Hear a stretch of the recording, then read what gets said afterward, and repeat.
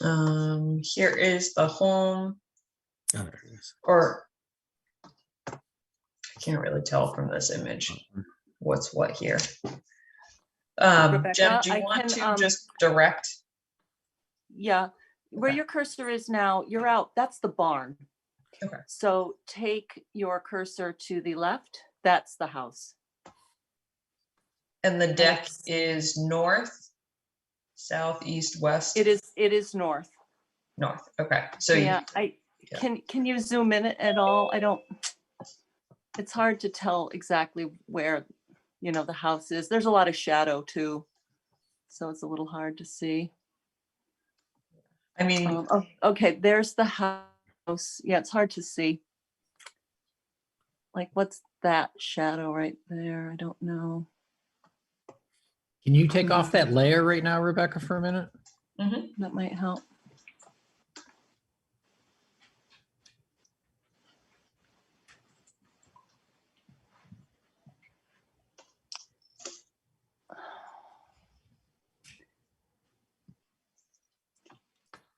It's just too tough to see, sadly. Yeah, no, it's perfectly fine. It's the shadows that are making it difficult. This I can believe. All right, well, just a few initial questions, because I guess we got to figure out where the jurisdictional line lies as to what can and can't be allowed, depending. But the proposed deck, you said screened in, so I'm assuming that's going to be a roofed deck. Yes. Okay. What kind of footing is that going on? Do you know Now, offhand? has Carl Warren checked into the meeting, because he has these answers? He's going to build it, and he was going to check into the meeting. Carl, are you here? I'm not seeing a Carl. Right, I'm going to text him just to be sure. It's going to go on piers, and I believe they are set at whatever depth is required by code. I want to emphasize that where this is standing, it is, I mean, I know it doesn't relate to the distance from the wetland, but this is very solid ground. And like I said, I don't have a document to prove it, but it was a driveway at one point. The driveway used to extend in a circle around the house. So this is green and mowed where we're going to put it. But let me text Carl and I'll see if I can get an answer about the foundation. Sure. With the deck. Rebecca, could you turn the riverfront layer back on, please? Okay.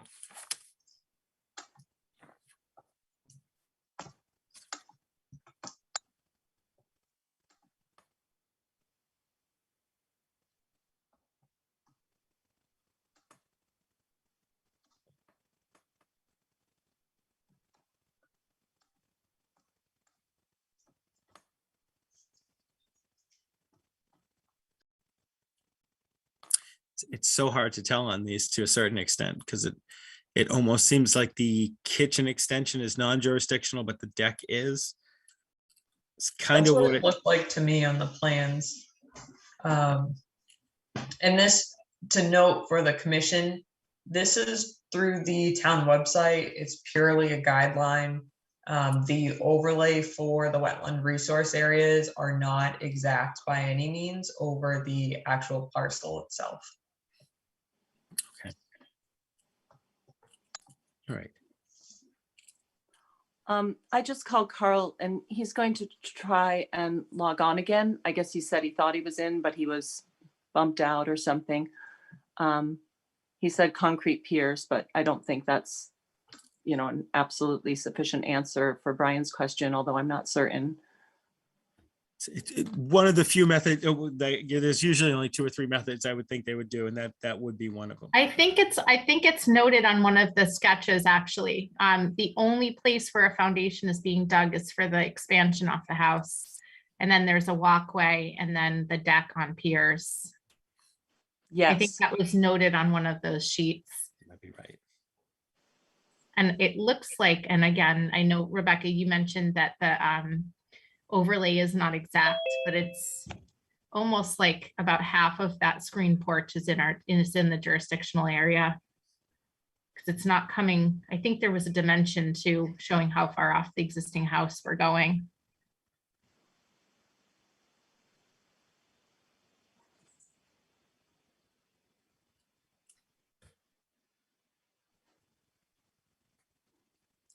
So I'm just pulling up the materials and looking myself.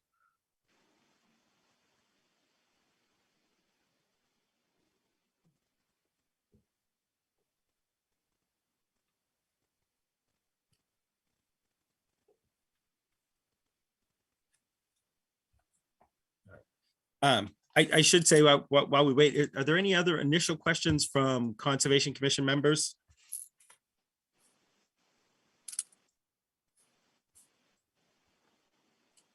All right. We'll see if he's able to log on and kind of get some of those initial answers. But one thing I would say is we're probably going to request a site visit, and I'll poll the rest of the commission to see how they feel about it.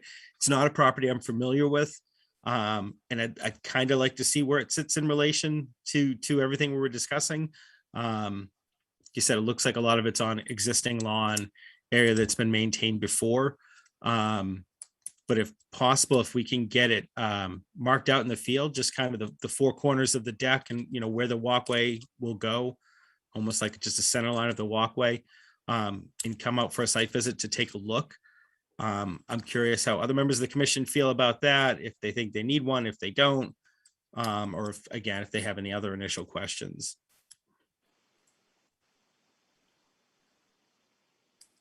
Brian Carl is in the meeting now. Hello, I can't get my video to work, but we don't trust me, look I'm that, here. I was gonna say, we don't look that good anyways, trust me. Carl, if you may, we just had a question. We're curious, what was going to be used for footings for the deck? We're going to be using prefabricated piers. Is it a poured concrete? They're made of concrete, but they're preformed. Gotcha. So you're And digging. They are about 1 foot square or so at the top, and they taper down, and then they sit on a slightly larger footing. But it's all one piece of precast concrete that's stuck in the ground. Okay. And notice it's an enclosed deck, so it's roofed. Was there anything about the roof runoff or taking away of permeable surfaces to address that or mitigate that? Not unless you folks ask us to do something. Okay.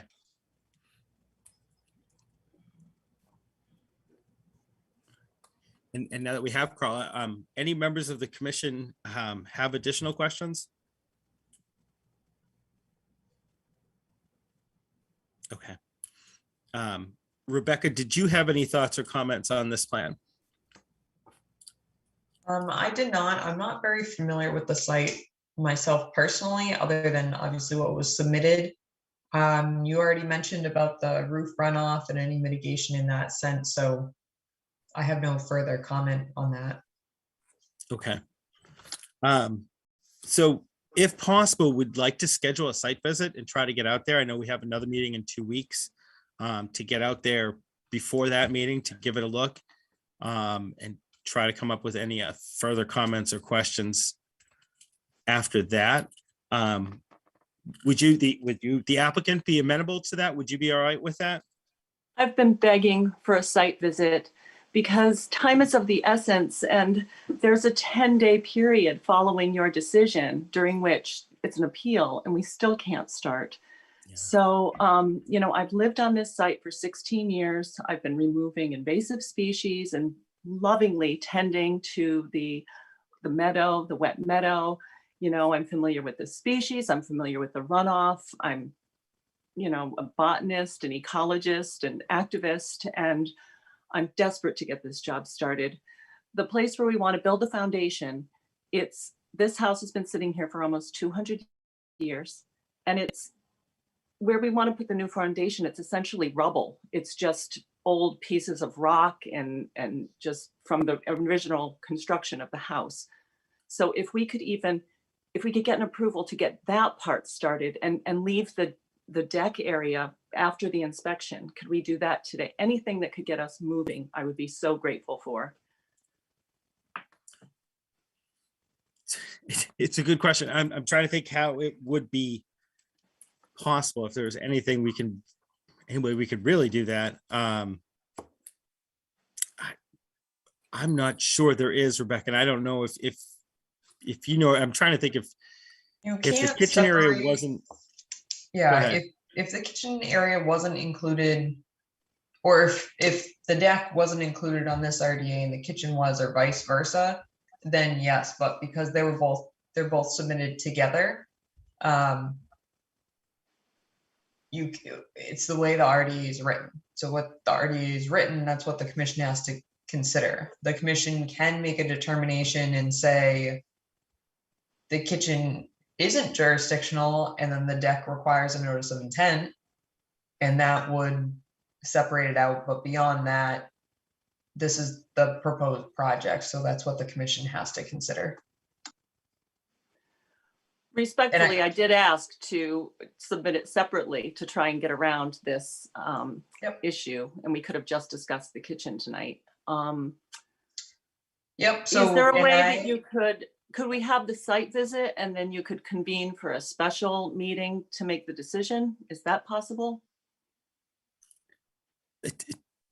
It's possible. It's a question of, can I get everybody in the room? And there's also a timetable for when we need to publicly advertise the meeting, when we need to have materials by, a lot of those things where it might not end up saving all that time.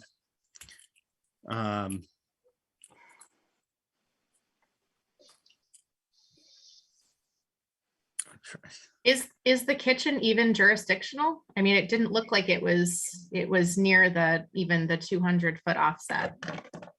So that's why it's part of the RDA, is for the Got it. commission to make that determination. Okay, Because like I said, the online GIS is not 100% accurate. And that's why we don't have people filing notice of intent that reference that source. okay.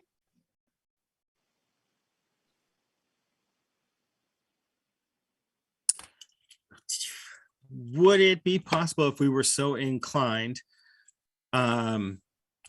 basically to reject the RDA, to say that we find that the kitchen's non-jurisdictional and that we still have unresolved questions on the rest, and therefore we're approving part of the RDA but denying, and you really can't resubmit?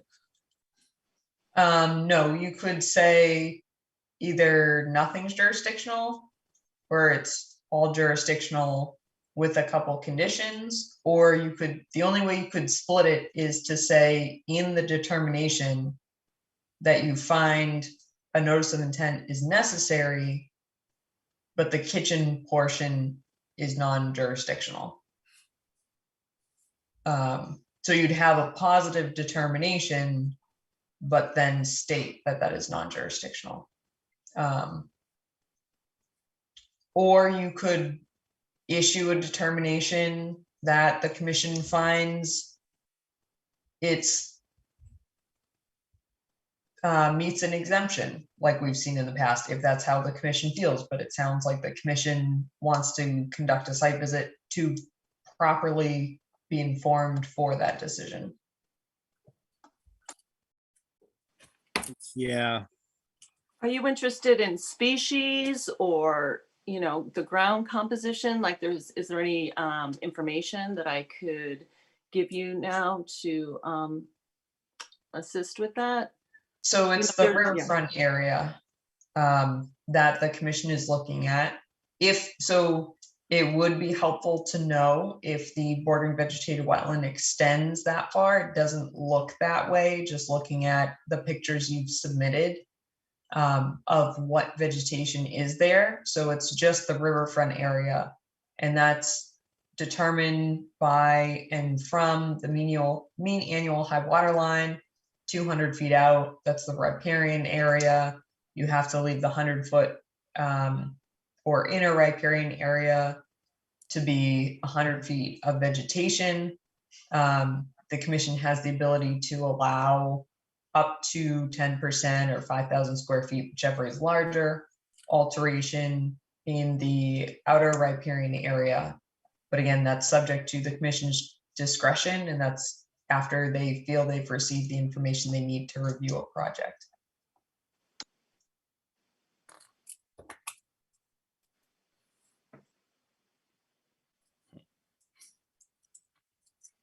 Sorry, Ms. Wheeler, I'm trying to think where this leaves us and the best way to make it happen.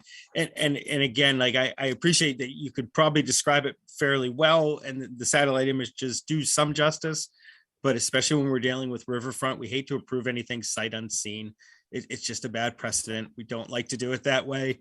We want to make sure we definitely get out there. We have definitely seen some properties that do not look at all like what was submitted. Not that I think yours will.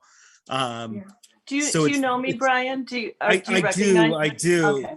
And you know, and that's like, you know, I trust in a lot of what you're saying. It's just we really need to stay consistent. I can't say, well, I know this person, I trust them, we're not going to go take a look. It's just not a way we can maintain.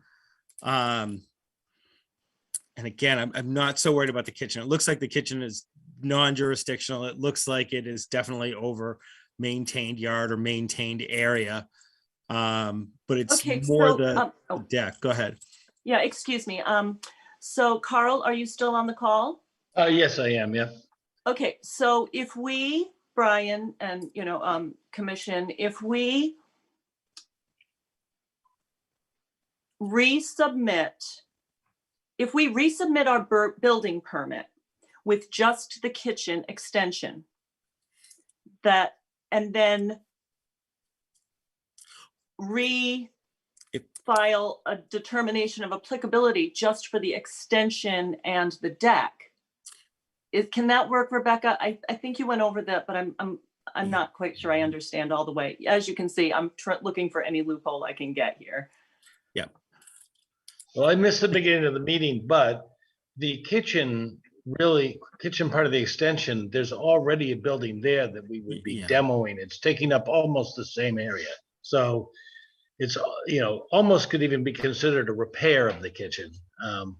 Although, we have to reconstruct the structure around it because it's incapable of supporting the loads and everything of what we're going to be putting in there.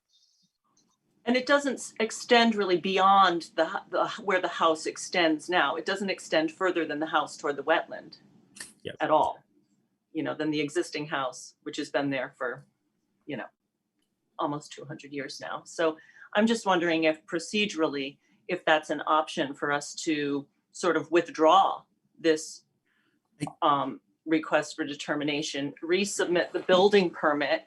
Would that permit be without the deck and extension on it? Would that permit be approved by conservation? I think that's my question now. I was gonna say, I think it would be the opposite. Whereas, okay. And Rebecca, please correct me if I'm incorrect. It would almost be resubmitting for the deck, the walkway and the deck. And that way we could possibly, and we'll have to see what other commission members think, rule on the RDA tonight, and we could possibly, oh no, Rebecca's giving me the big now. Go ahead. So there's two separate things that you're talking about, Jen. Okay. One is the process here this evening, which is the RDA you've submitted. The commission has to make a determination based on what you've submitted, or they can request follow-up information, which is what they're doing this evening, and a site visit. Regarding the building permit, you, at your discretion, if you feel that you are confident that the kitchen expansion is within the existing footprint of the structure, and you withdraw if your current building permit includes both of those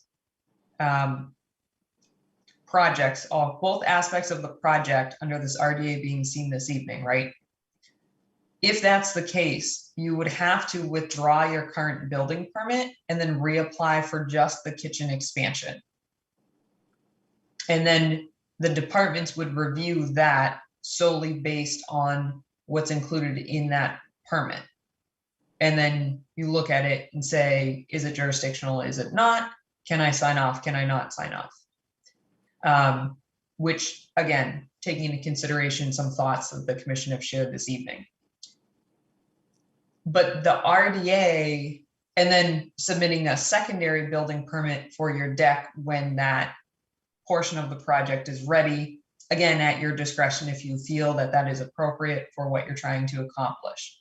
This evening, what the commission is considering is the combination of both. So that can be happening concurrently at the time that you're refiling and changing your building permit with the building department.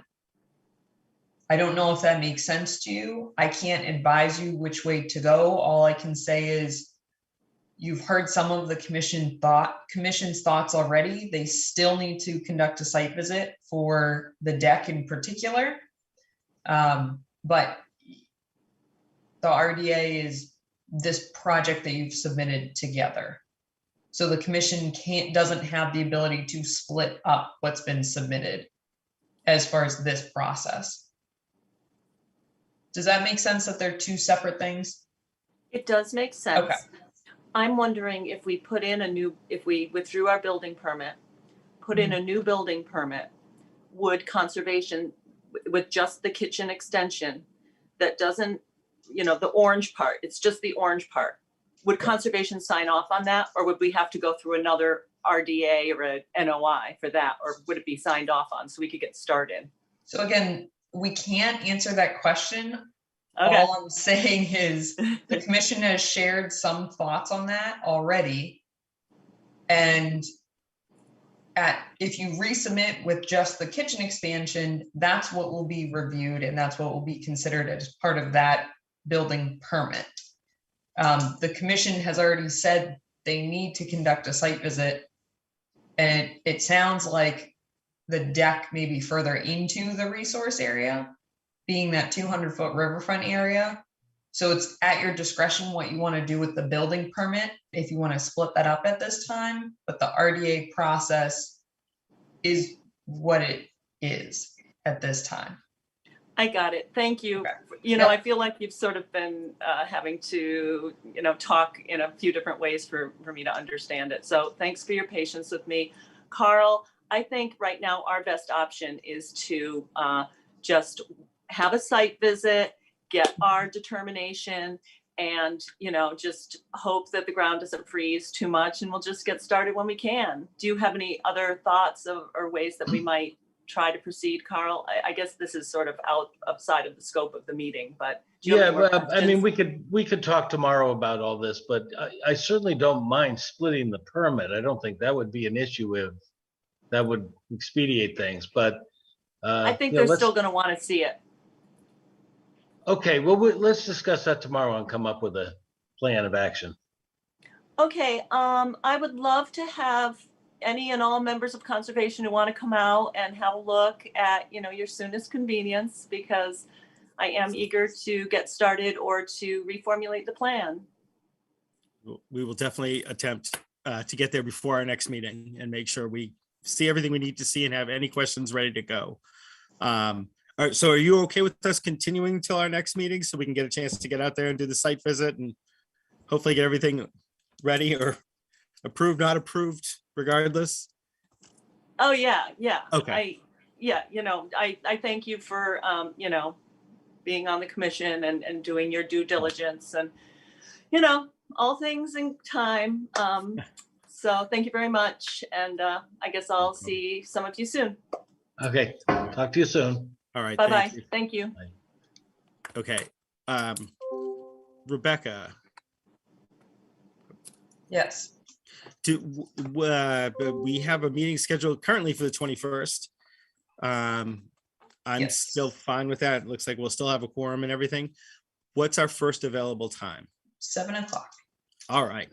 So in that case, I'd like to make a motion that we continue the open public meeting for a request for determination of applicability for 119 Sampson Road till our next public hearing Tuesday, December 21st at 7 o'clock PM. Do I hear a second for that? Second. All right, all those in favor, starting with Emily, Hi. Bill, Aye. Jillian, Aye. and Rebecca, I am, and I myself. Great. Thank you.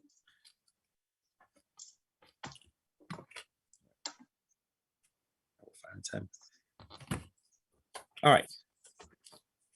The Bolton Conservation Commission will now continue the open public hearing under Mass General Law, Chapter 131, Section 40, and the Bolton Bylaw, Chapter 233, to consider the request for a certificate of compliance for 147 Long Hill Road.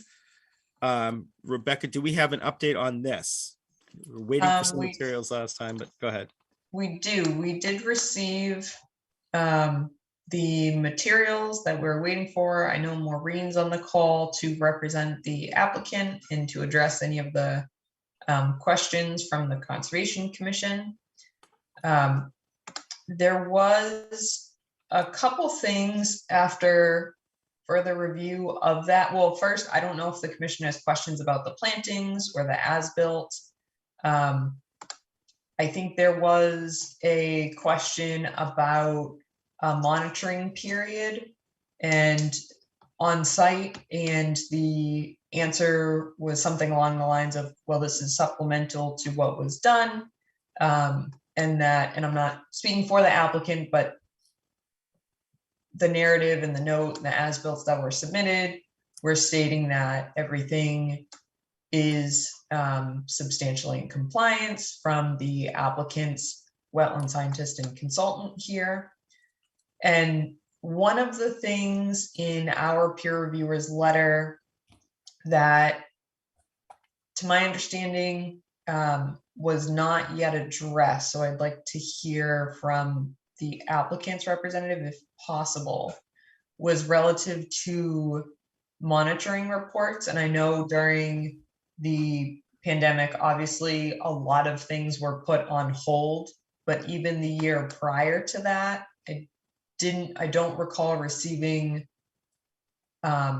monitoring reports. I believe Greg Roy a few years back did submit one, and then I didn't receive subsequent, but I could be misrecalling. So if the applicant's representative wanted to talk to that. And then the other item was, sorry, I'm just reading my notes here. That our peer reviewer had commented on the restoration work that was along slope number 5 and the violation that had occurred there and being brought into compliance, and that was not addressed. And that maybe the applicant just did not have the consultant reviewing that. I'm not sure, but those are my outstanding comments.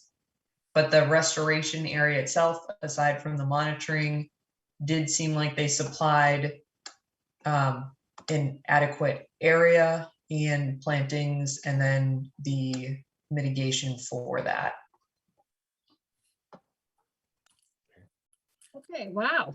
I didn't think there was all this outstanding issues. So you're absolutely correct. I don't think that we submitted the correct number of monitoring reports. I know typically the state requires 2 years.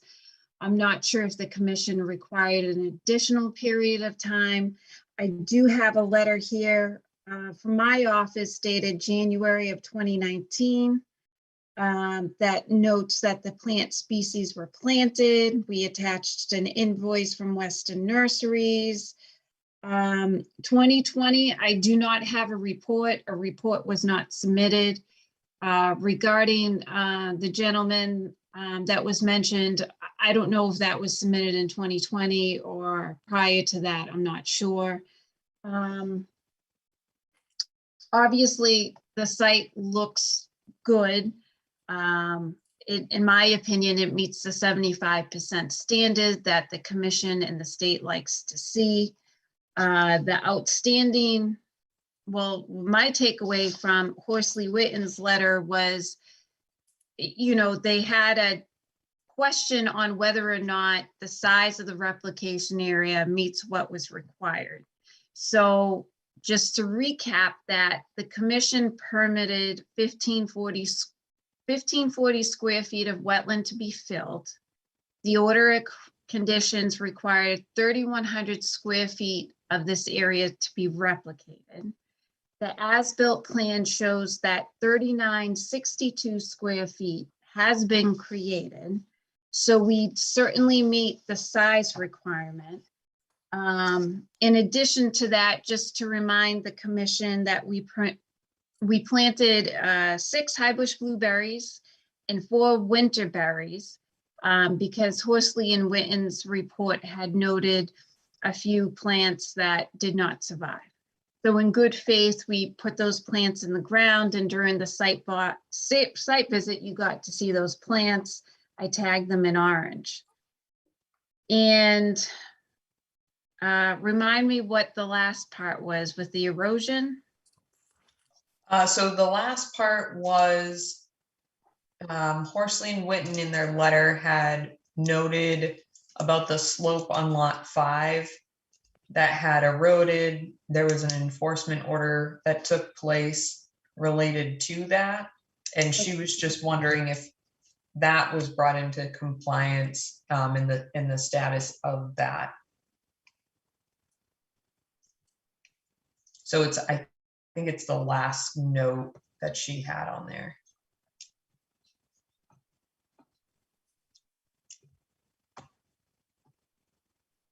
He recommends no action.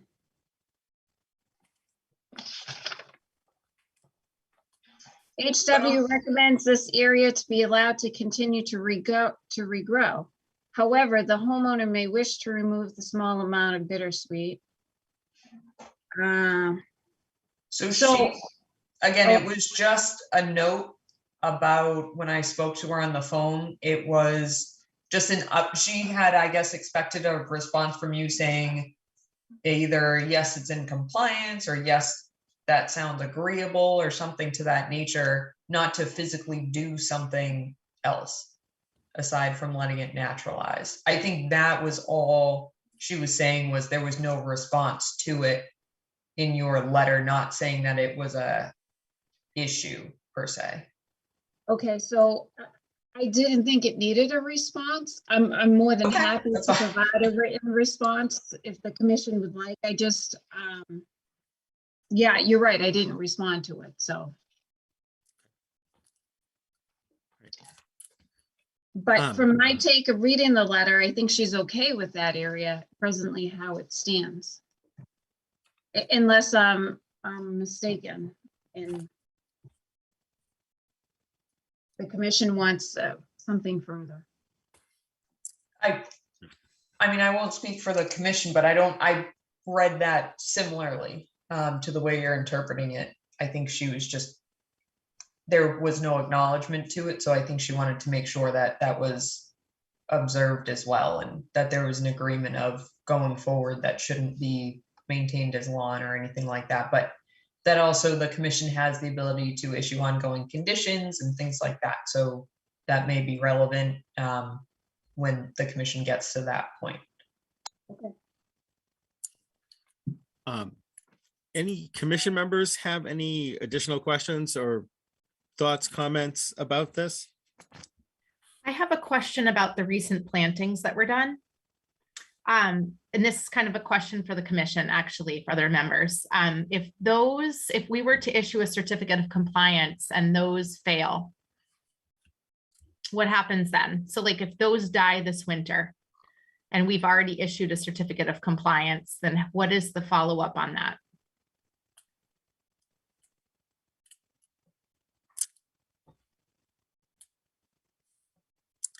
I was gonna say, I don't have an answer I for just that don't one. have comfort with that. You know, those were just put in the ground and we've had really wonky weather. I know the ground hasn't frozen solid yet, but we've had frosts, we've had thaws, we've had frosts, we've had thaws, and we're entering into winter.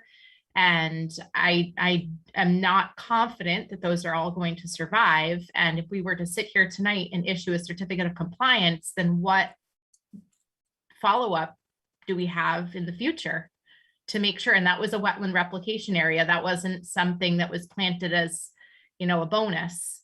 That was something that was necessary as a wetland replication area. So that is kind of my biggest concern at this point. And I don't know how we address that or what other commission members' feelings are about that. To say, I think there's a couple of ways we could possibly address it. And one is ongoing conditions. We could do a COC with ongoing conditions that they need to maintain or survive. The other one is usually we do a 2-year growing period to see if they take. And I'm wondering, and I'd have to bug Rebecca about the wording, if there's a way I think we could do a partial certificate of compliance with some things remaining out of it, such as anything planted in the last year has to survive 2 growing seasons, which is not uncommon. I was gonna say that's usually language we put in a lot of things. Rebecca, would something like that be possible?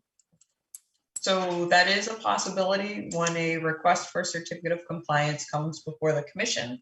They have the ability to issue an invalid, issue a complete, issue a partial, and then issue with ongoing conditions. May I address the commissioner's comment? So, Please go ahead. so actually those additional plants that we put in the ground, they were actually bonus plantings, okay? So if the commission recalls, there were those 3 large red maple trees that we had tried to make an effort to save them because they were mature. And Horsley and Witten noted that those were starting to die and that I think it was 2 or 3 shrubs did fail, okay? So in order to mitigate for that, we offered to the commission these 10 additional plantings. These plantings aside, the wetland replication area still would have met the 75% revegetation. Regardless of these 10 additional plantings or not, I mean, it's 75% revegetated if you take those plantings out with native plants. I take your point, but to say they're bonus plantings, they're not bonus plantings unless they survive. You know, and to put in additional plantings would hold them to the same standard of any plantings we have anybody put into a wetland area or wetland replication area. It's one standard.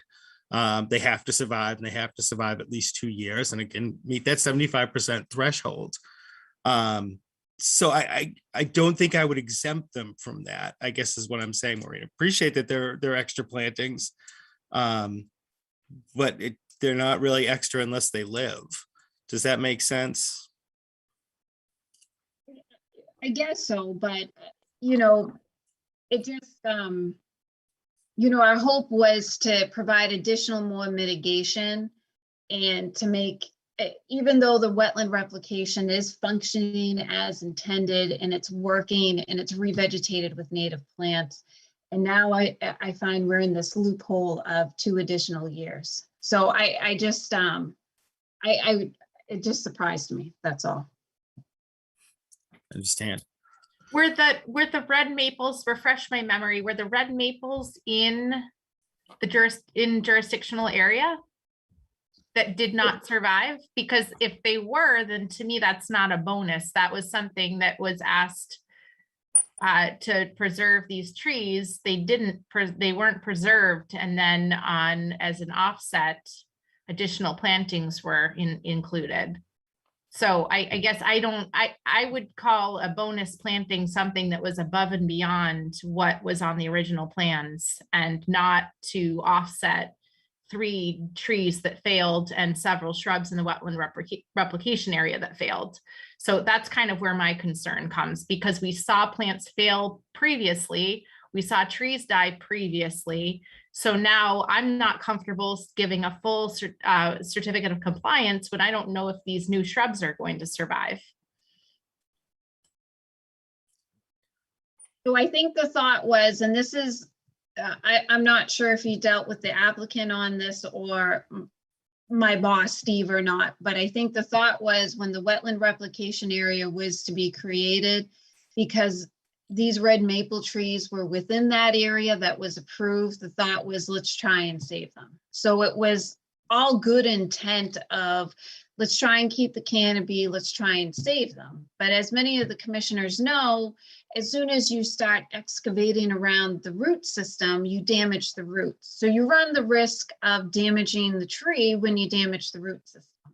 So it wasn't something that was completely, it was intended to try and save the trees and have that additional benefit to the wetland replication area, but it wasn't malicious intent that they're starting to fail now. Other commission members have questions? All right. Rebecca, is anybody here from the public tonight to comment on this? Again, members of the public can use the raised hand function, the chat function, or physically wave if you have your camera on. Brian, I'm noting Lauren Zilli has a question. Would you like me to unmute her? If you could unmute her, that would be fantastic. Hi, Miss Zilli. Hi. Whenever you're ready, we'd love to hear your question or comment. Sure. Yeah, I guess I'm just, again, sort of the procedure, the process of this. So whenever you give the certificate of compliance, does that mean the money that the board is holding is returned to the applicant and this is sort of all over, or is there like something else after that? I was gonna say, Rebecca, if you wouldn't mind handling this, because you will know it exactly, but go ahead. I'd like to hear your answer to it. Sure. So when if a project in this case, and a permit is issued and funds are held for certain portions of the project. So again, specific portions of the project, not just the project in general. And then the commission picks and chooses what those funds go to. It's agreed upon in the beginning. Again, subject to each specific board. So once there is a certificate of compliance issued, a full certificate of compliance, meaning that the entirety of the project is in compliance with the order of conditions that was issued, then yes, then the applicant is able to request a release of those funds as well, if there are any funds being held from that particular board.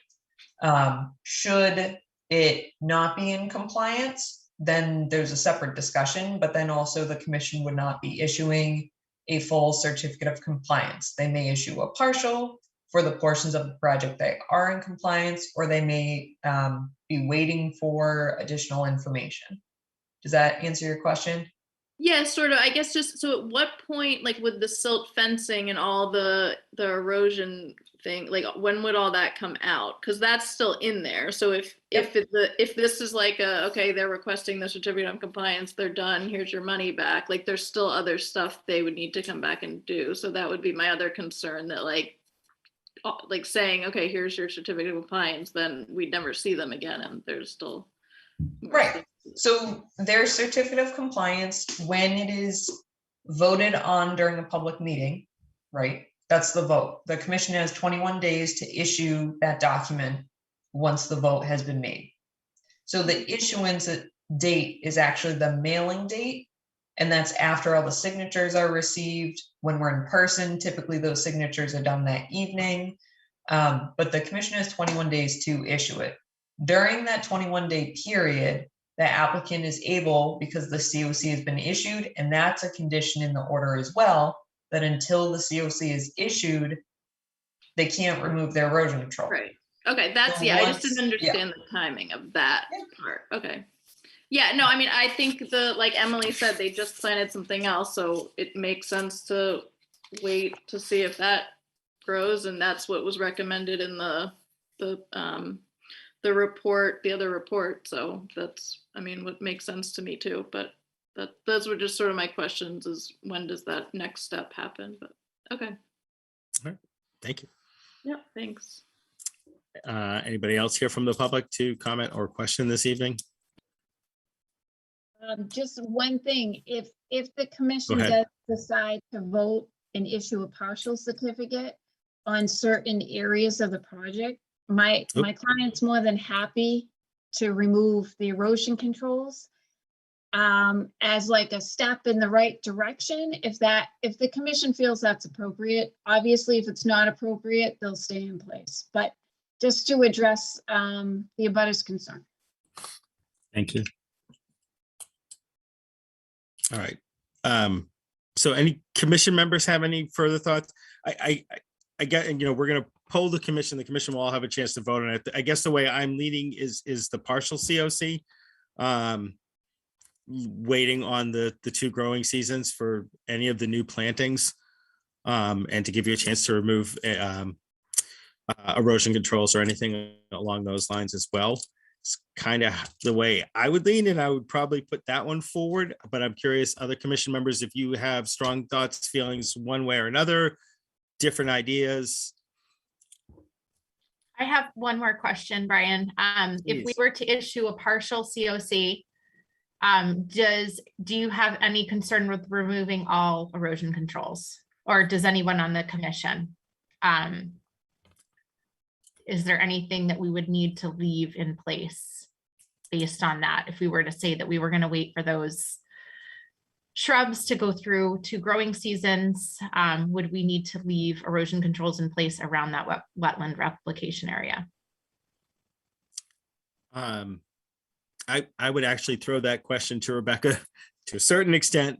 To me, to my untrained eye, it looked like things had stabilized enough in that area that removing the erosion controls is probably beneficial at this point. Yeah. But again, that's to my untrained eyes. So I'd be curious, Rebecca, if you had strong thoughts or feelings on this. Due to another outstanding item that I know is being taken care of during another process, or we're waiting on that other process, I think the erosion control at the bottom of slope 5 should remain in place until the monitoring period for these other plantings, if that's the way the commission is going, just timing wise. So when you issue the full, I think that can be removed as well, because hopefully by that time, that item will also be addressed. But I think you are correct, and I agree with you, Brian, regarding the wetland restoration area. That seems to be sufficient at this time in terms of stabilization. Rebecca, don't mute yet. Wording. I'm trying to think of the best way to word a partial certificate from when we've had them come up in the past. So basically, we would, in theory, possibly the commission would vote to issue a partial certificate of compliance. And then do we need to list what's outside of that, or? I believe so. Yes, you can do the opposite or what you're referring to now. So if the only items that the commission is seeing as outstanding is the monitoring period for the associated plantings and the item associated with slope 5, Yep. then you could word it in that way, that you're issuing a partial for the order of conditions, except those aspects, and then just name those 2. And it would be, and again, just so I don't trip over myself as I'm trying to say it, it's the monitoring period for growth within the replication area. Yep. And then regarding slope 5, the outstanding would- issues concerning slope 5, but a better way to Yeah. put that. I would say outstanding issue associated with slope 5 and a monitoring period. So I would include that. I would include that in the monitoring period, just so the commission knows and it's documented to the applicant as well, that the 2-year period when we're considering compliance of the other item should certainly have addressed that other item by then. Yep. But I do not know where that stands at this time. Okay. I'm going to attempt this. Do I need to actually close the meeting for request for COC? Or is it just So a it's vote? not a public hearing. Right. So it's simply just a vote. Yep. Or in theory. Okay. In that case, I'd like to propose that the commission issue a partial certificate of compliance for the work on 147 Long Hill Road, with the following exceptions. That the monitoring period for growth within the replication area continues to be ongoing, as well as outstanding items associated with slope 5 and the growth and monitoring period for those items as well. Up to 2 growing seasons. What is your growing period? Generally, we start with up to 2 growing seasons, but Okay. seeing how they went in, it's another season from now, but up to 2 growing seasons from when they went into the ground, or for when the plantings were installed, if that makes sense. Yeah. So it would basically be an additional year on top of the end of this year. Yes. So Right. you're talking about spring and fall. I guess, yeah, if that makes sense. I don't know that it needs to be 2 from today, but okay. And along with that partial COC, the applicant is free to remove erosion control barriers, with the exception of the erosion control barriers that are currently being used on slope 5, or for the restoration of slope 5. Do I hear a second for that partial? Second, All right. All those in favor, starting with Emily, aye. Bill, Aye. Jillian, Aye. and Rebecca, I'm an aye as well. Thank you. Thank you. Rebecca, may I ask something of you? Yep. So in terms of leaving the erosion controls on lot 5, Mhm. do you want the entire erosion controls on lot 5 or just the base of the slope? Just the toe of the slope there. Okay, so if I mark up a plan, because I just don't want any confusion moving forward, and say, we'll leave the erosion controls from here to here. Will you give us the blessing if that works? And if it doesn't work, mark it back up and say, no, this is the limit I want. And then that way there's no confusion. Does that Yep, work? If the chair is comfortable with that, I'm comfortable with that. Perfectly fine. That seems like a logical way to do it. Okay, thank you very much for your time, and everyone have a happy holiday. You as well. as Thank you. well.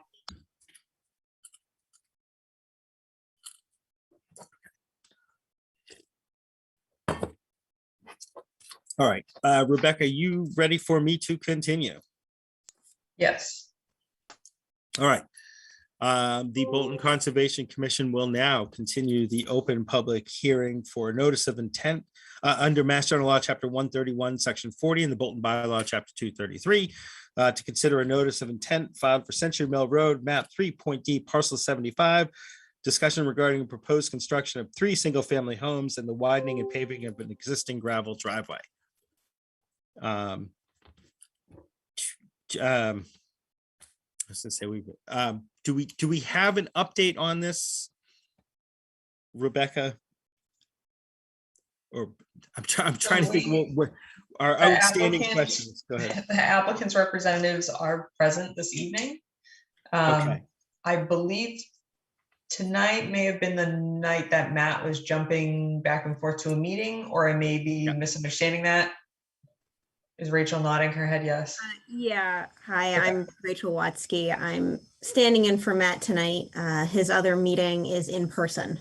So Okay. there was no way for him to jump back and forth, Okay. unfortunately. Okay. Thanks.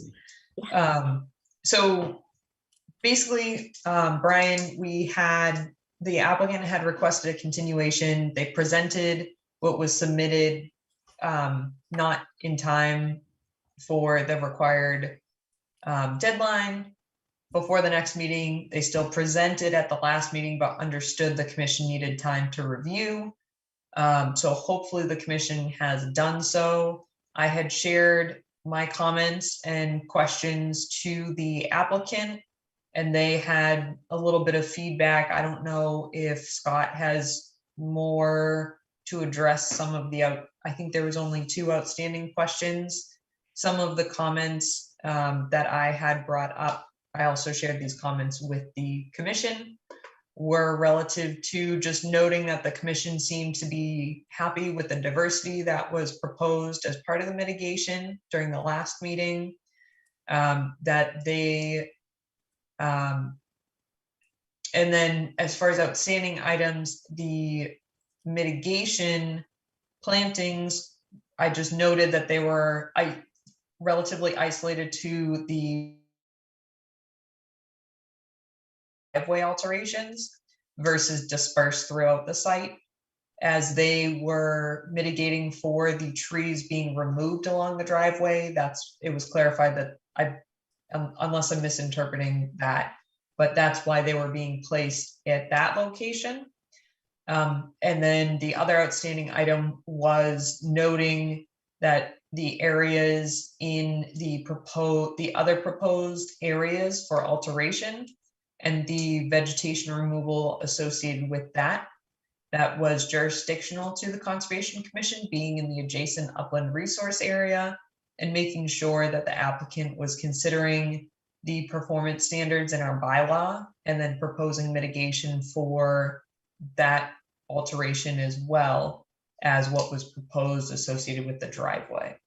I don't know if any of the commission members had similar or maybe additional questions and comments, but those were certainly mine. I don't have additional questions at this point, but I open it up to commission members. Do any commission members have any additional questions or comments on this at this point?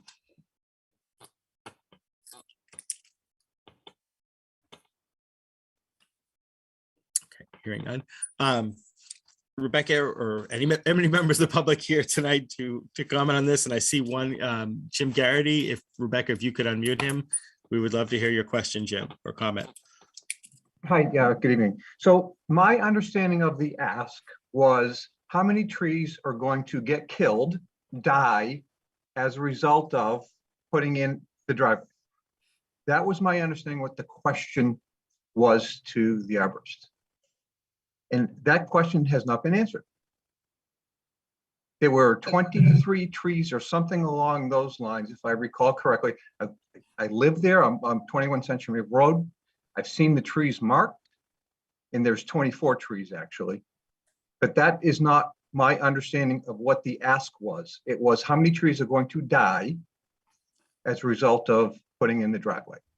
Right, there's a notion of protected root zone. And there's an equation for that. And how many trees, again, how many trees are going to die as a result of putting along the driveway as a result of putting in the driveway, digging down 24 inches, et cetera.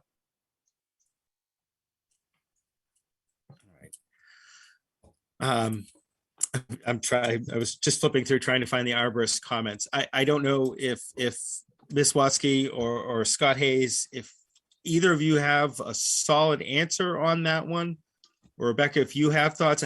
I think the arborist was trying to show all the trees that probably could and would probably die or get sick or die or need to be removed. But I could be wrong on that. So say I'm trying to read through a lot of their stuff right now. I believe you're correct in interpreting that, Brian. So the question was, can the applicant, and this was also asked on site as well during the site visit, was can the applicant show, and with the arborist obviously weighing in on that and doing the marking in consideration, show the trees that will be removed due to impacts from the driveway. So basically the trees that need to be removed because they will be impacted from the alterations associated with the roadway or the proposed infrastructure with the upgrades to the driveway. Now that has been put on the updated plans, to my understanding. I'm not sure if you saw those, Jim. And I believe Rachel had her hand raised. So Brian, if you would like, I can unmute her to weigh in. Absolutely. Okay. Thank you. I just want to see what, Jim, does that answer kind of make sense to you? All right. No, it doesn't, Brian. It doesn't. Okay, go ahead. It's the question. Yeah. I just want to see where we're off still, because I want to make sure you get the answer at least. Yeah. It doesn't answer my question. There are trees that are closer to the road that have not been marked. So how can a tree further from the road that's going to be impacted as a result of digging up the driveway, that one gets marked, but trees that are bigger and are closer to the driveway, how are they not going to get impacted? Do we have an answer for that one? Yeah, I was gonna say either Ms. Watsky, Scott Hayes. Do you know offhand? Is there a reason why they were not included? I thought, Scott Hayes, if you would be so kind, I would love to hear your thoughts on this.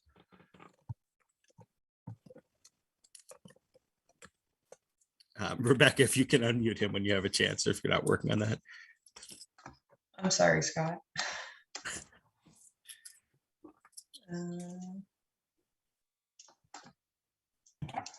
There you go. Can you hear me? Yes.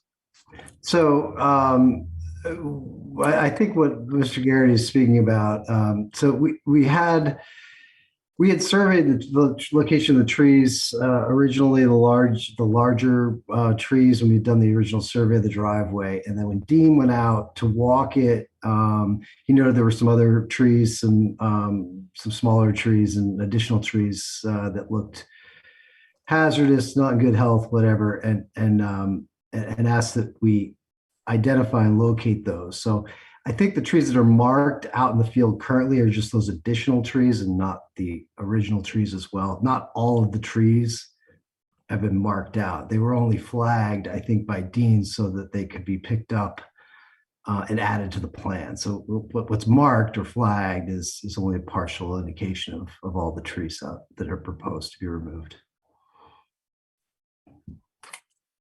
Okay.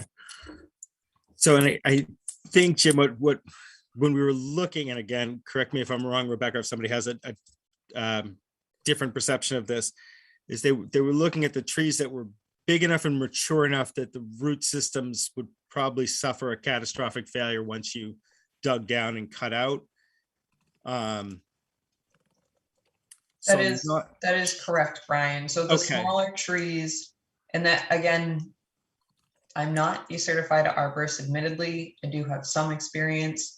And these trees, Brian, you're correct. Because of their maturity, because of what the arborist deemed as their structural integrity going to be impacted, that's why they were marked. There are some smaller diameter trees that were actually nearby or slightly further away from the driveway or less likely to be impacted, whether it be their root system structure, whether it be because the size that they can overcome certain things. But that was the purpose of it. It wasn't it wasn't determining every single tree on the property. And again, I brought that up, that there are other places where within the jurisdiction of the commission, it does not show how many trees are going to be removed, how it's going to be mitigated, but it does show associated with the driveway. And the response from the applicant was that's because that is what they were focusing on with Dean's review. And from what the focus of the commission's discussion was related to that inquiry at that time. Mr. Garrity, does that make a little more sense? Hoping. Oh, I think he's still muted. Oh, sorry.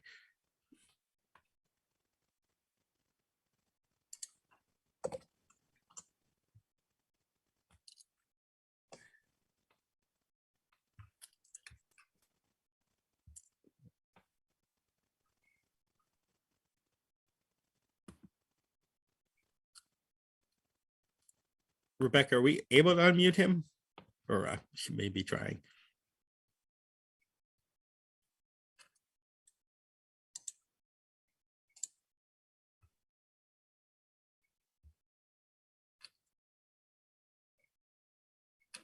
Is Rebecca frozen? I think she might be. Okay. Oh, I think Julian can now change the host. She can do that. Okay. Yeah, I just got a text message from Rebecca that her computer just froze. So I think she is desperately trying to get back in. I think I'm unmuted, if that. Okay, good. So, Brian, I'm not really sure that it really does answer my question. Let me just make sure I play back what I think I heard, is that the arborist did indeed mark the trees that he believes will get killed, will die as a result of putting in the driveway. Is that what I'm hearing? Yeah, and it may have the additional caveat of mature trees. I'm not sure, he marked under a certain diameter, but any mature trees, in theory, he marked. That's kind of what he was tasked with doing. So my understanding is, yes, he did mark the mature trees he thinks will need to come out or will be catastrophically affected by solely the driveway, not the additional houses or anything like that, but just solely what paving the driveway, going from a gravel to a paved driveway, what that's going to cost us in as far as tree coverage in that area. Okay, thank you. I understand. I don't know if I agree, but I understand. So I thank you. Appreciate that. Okay. Rebecca is desperately trying to get back in. She should be back soon. Jillian, do you have the power to mute and unmute individuals? I do. Aha. I can make you the host if you so shall like to be. No, that's perfectly fine. You're doing a great job with it. There was another question from a neighbor or in a butter, if I am correct. And if possible, could you let that individual in? If there is another individual that has a question or comment, if you could do a raise hand. Richard, I see Richard Davis. Jillian, could you unmute Richard Davis, please? There you go. Okay. Richard, did you have a question or a comment? Yes. I thought Jim just said that as he walked up the driveway, he saw trees that were marked to be taken out, but there were other trees that were large that were even closer to the driveway that weren't marked, and that seemed to cause him some confusion. Can we get some clarity on that from Jim? I was gonna say, Jim, if you'd be willing to comment on that, and Jillian, if you could unmute him, and then Scott, I'll have you give comment as well. Sure. Yeah, I'm just looking at my understanding is that there's this notion called the protected root zone, where if you dig down an X amount of inches, if you will, that will kill trees, depending on the proximity from where you're digging to where the tree trunk is. That's my understanding from doing a little bit of homework here. There are many trees that are closer to the driveway that are bigger and smaller, various sizes, that weren't marked. When I look in this notion of the protected root zone, right, diameter of the tree times 1.5 feet to the road, that's the protected root zone that you're not supposed to, any digging will impact roots. I counted 80 plus trees that are in that quote unquote protected root zone that I'm concerned about are going to die as a result of digging down 24 plus inches to put in a driveway. Scott Hayes, did you have a comment on this? And if I was to say, Jillian, if you did. I just was going to, can you hear me, Mr. Chairman? Yeah, I was Yes. just going to reiterate that what's marked in the field is not the sum total of all the trees. Those were just the additional trees that were flagged to be surveyed. So it's not a full representation of all the trees proposed to be removed. Okay. So are we assuming then, Scott, that basically anything within that root zone, any of those trees are probably all going to be gone? Well, yeah. So I didn't mute myself. I was going to get on have a great thought and be on mute. It's my worst nightmare. So Dean went out to identify the major trees that would be expected to be impacted. And I think once you get down below 8 inches, you can work in fairly close proximity to those root zones. Oh, look, I'm not an arborist. I don't mean to speak for Dean, but Dean's not here. But the larger the tree, the larger the influence zone, and also the fact that the tall pines that are predominant out there, they're in kind of hazardous condition, as Dean mentioned at the last hearing. So, between the size of their root zones, their height, the fact that I forget what he called them, split leaders or whatever. But in a white pine competitive environment, when you get those long, tall pines that are only kind of a foliage on the top quarter of them, they just become hazardous, just by their height. But there's proximity to the excavated zone and the size of the tree, and when you get into smaller trees, you could excavate this driveway probably within a few feet of a tree that's 4 inches in diameter or less and have very little impact on it. But so I think that was the what's been identified are the trees that are proposed to be removed and the ones that are highest risk or highest hazard to the construction. So. Okay. Let's see, Richard Davis has another question. Jillian, if you could let Richard ask his question. Hello? Hear me? Hi. Yeah. Okay. It seems like it would be helpful to everyone if we had a universal map that showed every tree that's going to come out along the driveway, because there seems to be some confusion as to, what was marked this time versus what was, in another kind of iteration of trees to be removed. And also that all the trees that are going to be removed have some kind of mark on them out on site, so that we can really get a full picture of this, because I'm only seeing, a partial picture of things at the moment. My interpretation from the arborist is a little bit different than Scott's.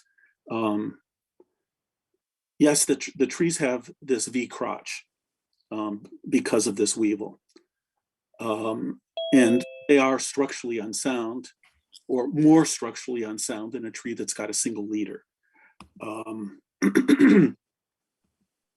But I've lived adjacent to this property for a long time and have known the previous, residents for 30 years. I don't remember a tree coming down across the driveway. If these trees are so bad, I think there would be large stumps along the drive, or large stumps, in general out there. I'm not seeing that, nor am I seeing trunks of down trees. I think every stand of white pines, and once again, I'm not an arborist, but every stand of white pines are going to be subjected to this weevil.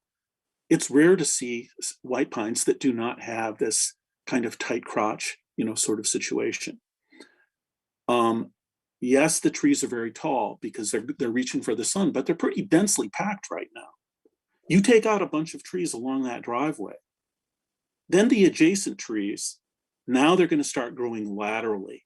Okay, they're going to have load that's, like fulcrum load that's going to cause that V notch to split. Okay, when they're just going straight up, they don't have much lateral load on them. And that's an important consideration. We might lose a lot more of these trees just by taking out the ones along the driveway.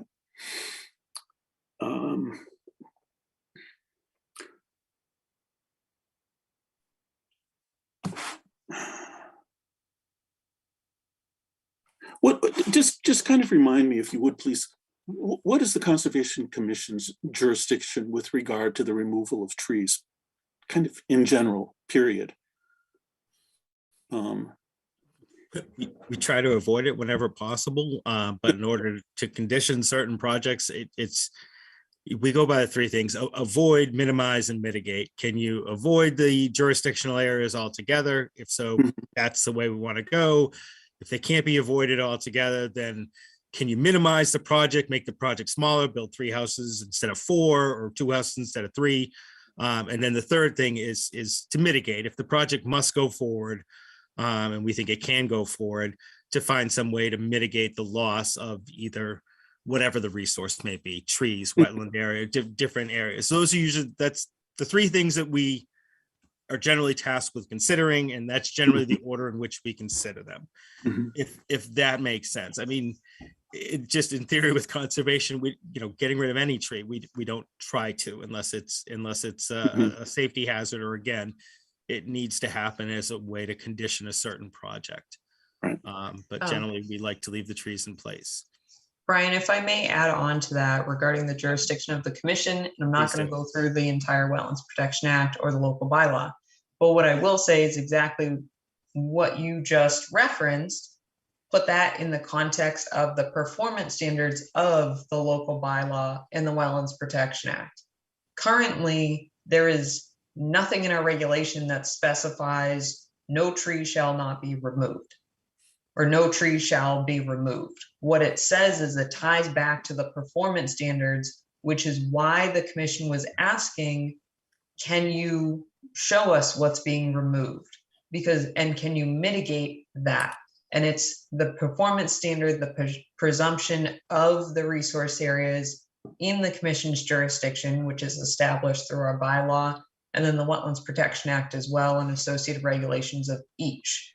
I don't know if that helps address that question, but I always want to make sure that we're understanding that it ties back to that bylaw, to the Wetlands Protection Act in the associated regulations, not just you can't build here. It would be great if we had an extensive bylaw that said something more about replacing trees. I know some towns do. Bolton does not. It is something we are looking into, I can say, but we always have to be tying it back to the performance standard when the commission is proposing conditions, or considering conditions, or considering mitigation. What is being mitigated? So in this case, the applicant had proposed the alterations to the driveway and to create a common driveway or a shared driveway. And so they are trying to mitigate the performance standards, and that's what they're submitting to the commission for their review. That covers it a little bit, Richard. A little bit. I see Jim Garrity has another question. Rebecca, if you could unmute Jim. Yeah, so I guess I'm going to come back to my original question, and maybe I misunderstood the ask from the commission. My understanding was that the arborist was to go out there and identify all the trees that would be impacted by putting in the driveway. That was my understanding of the ask. Did I misunderstand that? I don't believe so. I think Okay. that was the gist of our question. I'm trying to remember our exact wording too. And again, it wasn't a question to the arborist, it was a question to the applicant, which the applicant then employed an arborist to try to come up with an answer to that question, if that makes sense. That's how I am remembering it. I'm not sure any commission members, or Rebecca, am I misremembering that? Did we ask something different?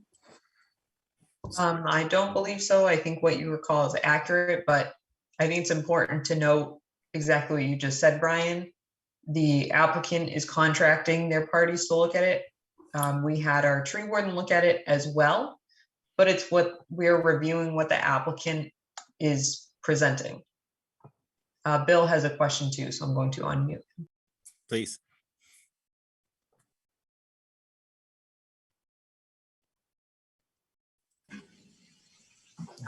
Hi, Brian.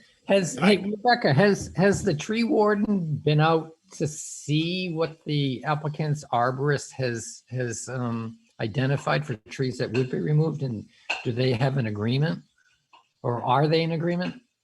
I do not have the answer to that question. What I can say though is the marked trees were based off of the site visit that the tree warden and the applicant's arborist were in attendance Has the tree warden together. seen the arborist's final report?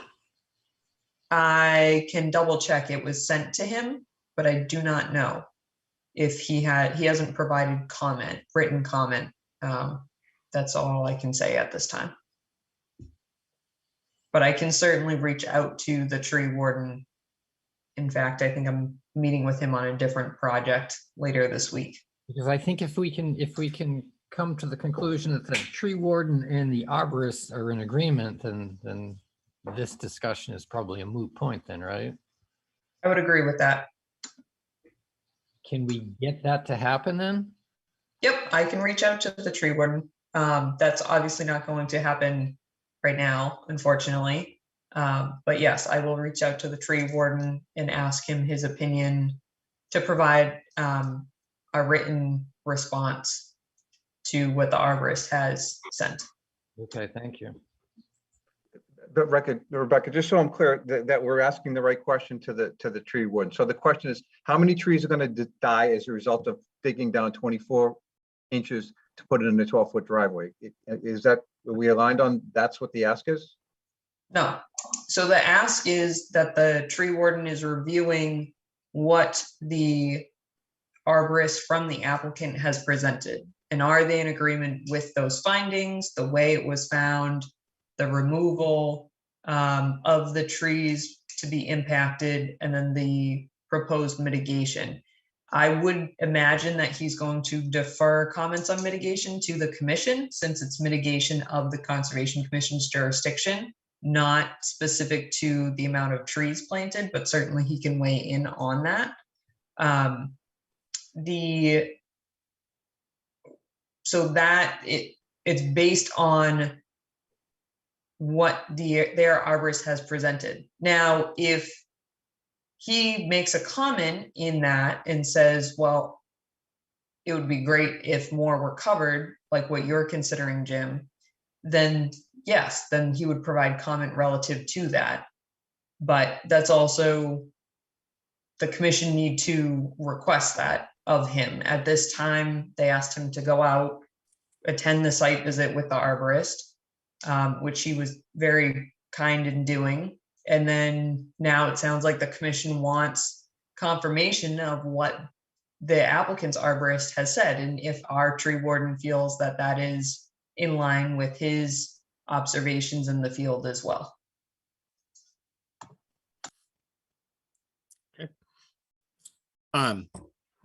Rebecca, any other members of the public have questions this evening?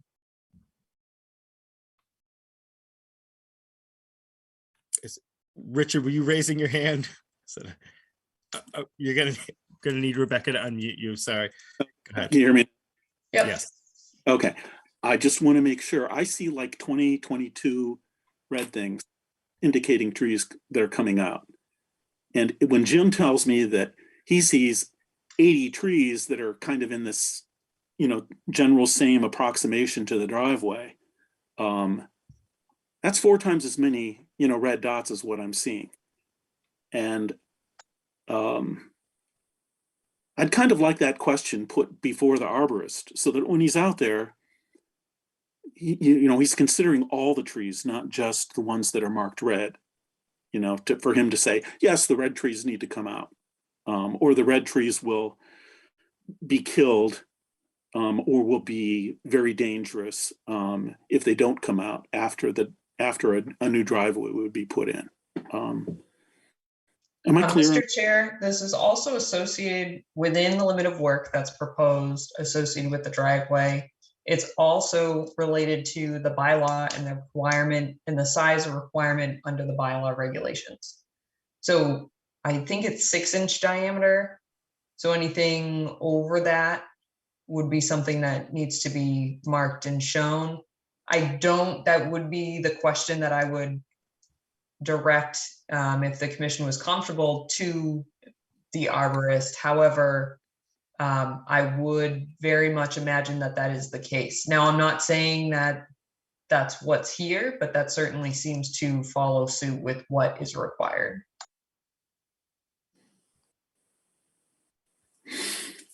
Thank you. Additional comments or questions? Oh, Mr. Garrity, go ahead. Or Rebecca, if you could unmute Jim Garrity, that would be appreciated. I'm going to digress just a little bit. So the BSG group wrote a peer review against the stormwater report. Did the applicant ever address the 15+ questions that the peer review had? I don't know if I saw that, Rebecca. Did that get put on the website? Of what? The stormwater? Right. The BSC group did a peer review in June, and they had a follow-up with approximately 15 questions. Yep. Did they get addressed? Yes. And I can double check to see if that's on the website. If it's not, and it was a letter and the chair is comfortable with me putting that on the website, I'm fine with that as well. But I don't know whether that's on the website or not, but it's sounding like it's not. So I will look through my file. If the chair is comfortable with me posting that, I can certainly do that when I locate it. Thank you. I'd be fine with that, Rebecca. I think it's useful. Okay.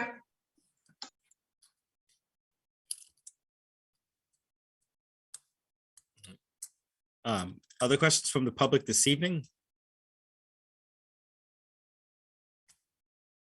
Okay.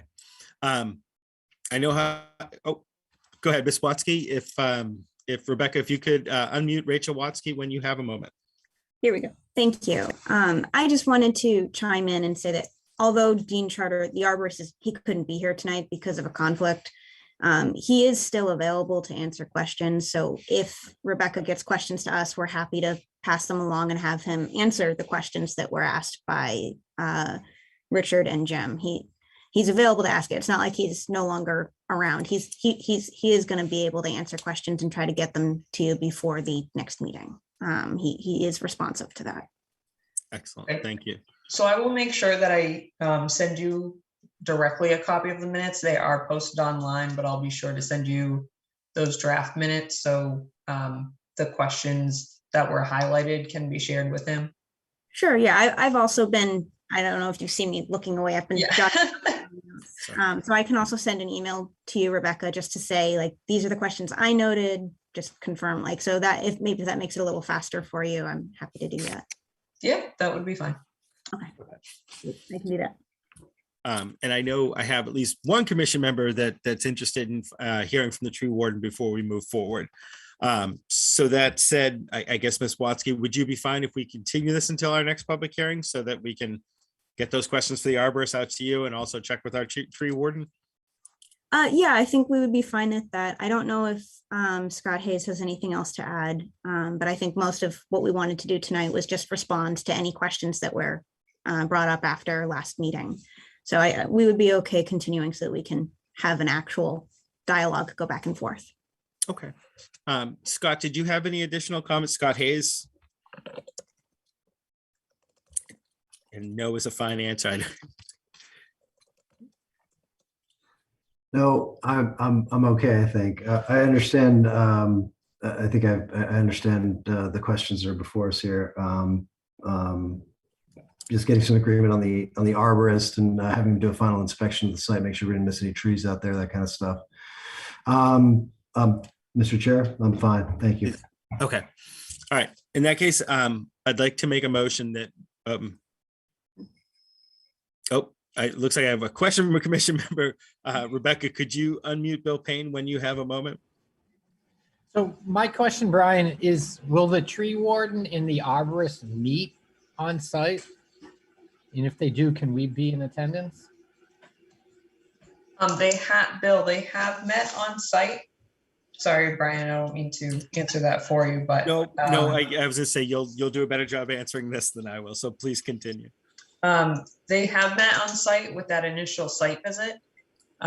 If the tree warden in his response says, I'd like to go out to the site again with the arborist, certainly, yes, I can coordinate a site visit. That would be coordinated with the applicant though, as their arborist is obviously contracted by the applicant, so it has to be agreeable to them as well. And in addition to that, we would have to coordinate a time and make sure it's advertised 48 hours in advance. I think it's appropriate that the commission members are present as well, but we would have to advertise just to be a little bit proactive in the event that there's a quorum that shows up to the site visit. And just making sure we have no open meeting law violations. But the short answer is yes, if that's requested by the arborist, and if the commission would like a final site visit, once we've ironed out some of these questions with the arborist present, I think that is appropriate as well. Okay. All right. Oh, Bill, did you still have more to that? And Rebecca, if you could unmute Bill when you have a chance. No, I'm fine. I just can't seem to unmute myself. Yeah, I'm fixing that. Okay. I asked Rebecca to do that, Bill. It makes my life so much easier. Thanks, Brian. No problem. All right.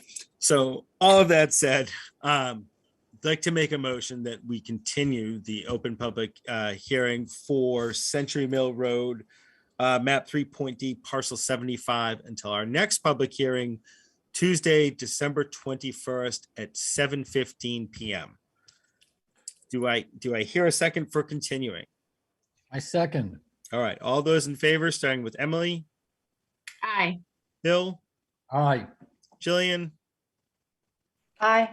and Rebecca, I am an aye as well.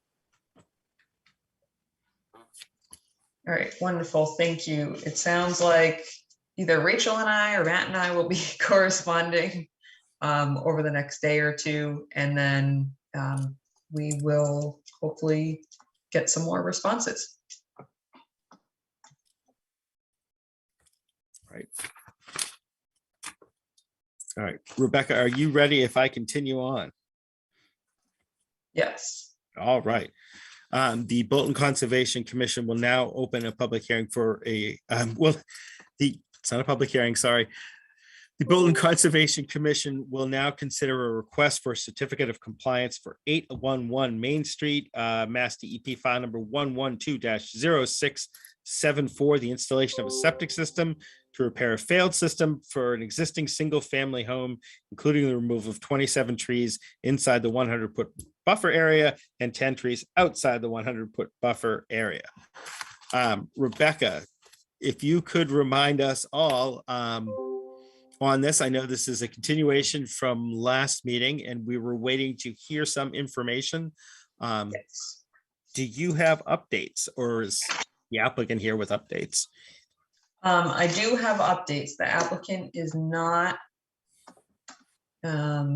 present that I'm seeing anyway. So this particular permit associated with 811 Main Street was specific to the septic and then the well access. So on the as-built, I've zoomed in a little bit. Here's the existing driveway. Main Street is to the lower. Can you see the as-built that's displaying properly? I can. Okay, perfect. So Main Street is to the lower left of your screen, and then you have the existing driveway coming from Main Street. You can follow the topography here. It is a faint line. And then here's the detached garage, and then you have the single family home here. Here to this side is the septic area. Your resource area is towards the rear, and then obviously to the front where there is a stream underneath the driveway. And then to the upper left is the well. And then this is the approximate location of the access road to the well. Now, there are some plantings that were done here, which was allowed. The commission said not anything allowed to naturalize in this area. That was associated with a letter that was issued after the order of conditions was issued that requested them to do some plantings in this area to supplement naturalizing and then to supplement the resource area that was altered, being the adjacent upland resource area. I don't know if commission members have questions at this time regarding this. I think Emily had a question regarding the plantings. So that's why I did send the letter that had that information. And then the order of conditions, I believe I sent as well. But are there any outstanding questions relevant to this portion of the project? Is it confirmed that those plantings were not done? Because you mentioned, Rebecca, that there were some plantings. There were some right here at the corner of, you can see it from the roadway now quite clearly with the leaf off. Yeah. This is just a low vegetation, if that. It is stable though, and then right about here, I would consider it landscaping versus more of a natural planting, but there are some evergreens right here in sort of a clump planting in front of the house. Are in they between the native? driveway. Are they native plantings? No, probably not. I mean, they're Because- not invasive.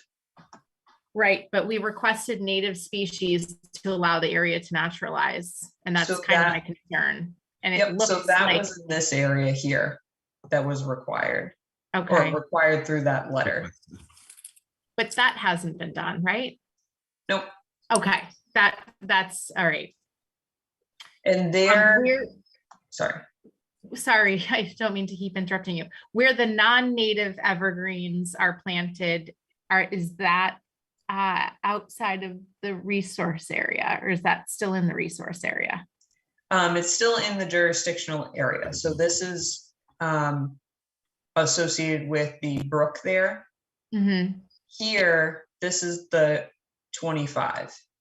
Okay, Basically. So that's, in their response in the as-built was that this is the approximate location of the well access. So they don't want to be planting trees in this area. And I do recall that during the discussion, they had asked, can we do some landscaping here? The commission was comfortable with that. But then that letter, after they had removed some vegetation, was for this area. And I don't see anything that was substantial that was planted. So that would be my response there. I also think it's kind of unfortunate that non-native species were planted within the wetland resource area. Yep. I don't know how other commission members feel or what, if there's anything we should do. But I mean, having mulch and evergreens that aren't native isn't really accomplishing what our intent was.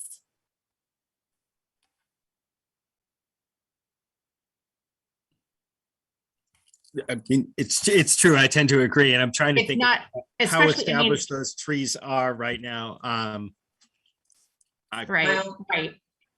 My I don't only know. question with that, Emily, and I think since shortly after this, or maybe on projects during this as well, we did include that exact language and say native plantings only, or native plantings within this area.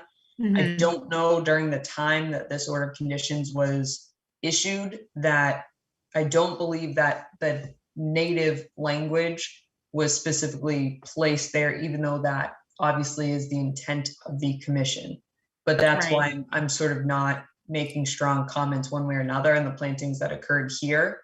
But I agree with you on plantings within that area going forward, and Okay. also any alterations to the site. Rebecca, when we're discussing the other plantings, so the ones that went in the letter asking them to do those plantings, If we were to issue a COC with ongoing conditions, do the ongoing conditions have to be mentioned in the initial order of conditions? In other words, if we didn't ask for it originally, can we put it in the ongoing conditions now? Typically not, but what you can do is you can pair it with an ongoing condition. So for instance, where it talks about mitigation or stabilization, you can say with native vegetation, versus saying a brand new condition that says must stabilize all of a sudden now, but stabilization is part of every order of conditions we issue. And I can look explicitly at this order of conditions to see exactly where that can be tied into as an ongoing condition. But for this, if the commission were to consider a certificate of compliance and want to incorporate ongoing conditions, the commission could just say plantings or mitigation plantings within the jurisdictional area of the commission shall be native species to assist in stabilization of the property or something to that nature. So you're just restating something that's already in the document. Gotcha. And it would be and in theory, it would be an ongoing condition that any mitigation or stabilization plantings required in the future within the jurisdictional area be native species. Okay. Yep. Don't they still need to do plantings though? On the opposite side of the access road? Is that what you're saying, Rebecca? On this side of the access road, so the issue is that was associated with a letter, Okay, not associated with the order of conditions. So that was a letter to authorize the removal of up to 3 trees that the commission allows because they're dead, dying, decaying, or they've fallen due to a storm and it's obstructing a roadway or an access path. And then we required them to plant in that area as well. could we reference the letter in the partial COC? Yep.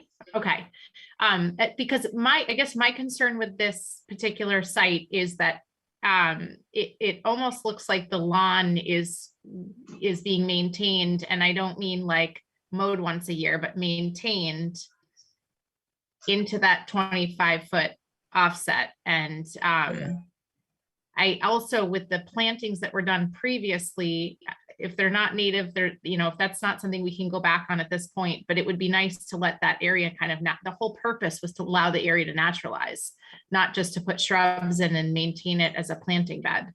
And I remember discussing that with the applicant on site. I remember that conversation vividly. And I remember you actually suggesting high bush blueberry that day. Yep. So the fact that non-native evergreens are put in and now it's like a manicured, maintained planting bed completely defeats the purpose of what we were, intending to do. So I don't know if there's a way that we could ask that, okay, the shrubs stay because maybe they're somewhat mature at this point and have a good root base, but that area needs to naturalize. No mulch, no mowing, no grass seed, whatever, it needs to naturalize.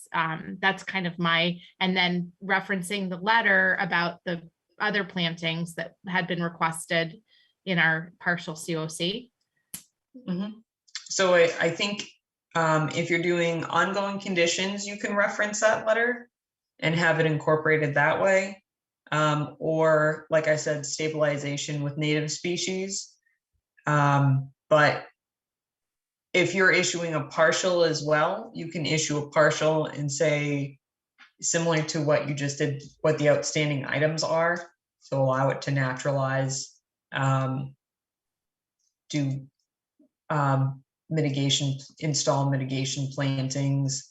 So the commission does have both of those opportunities.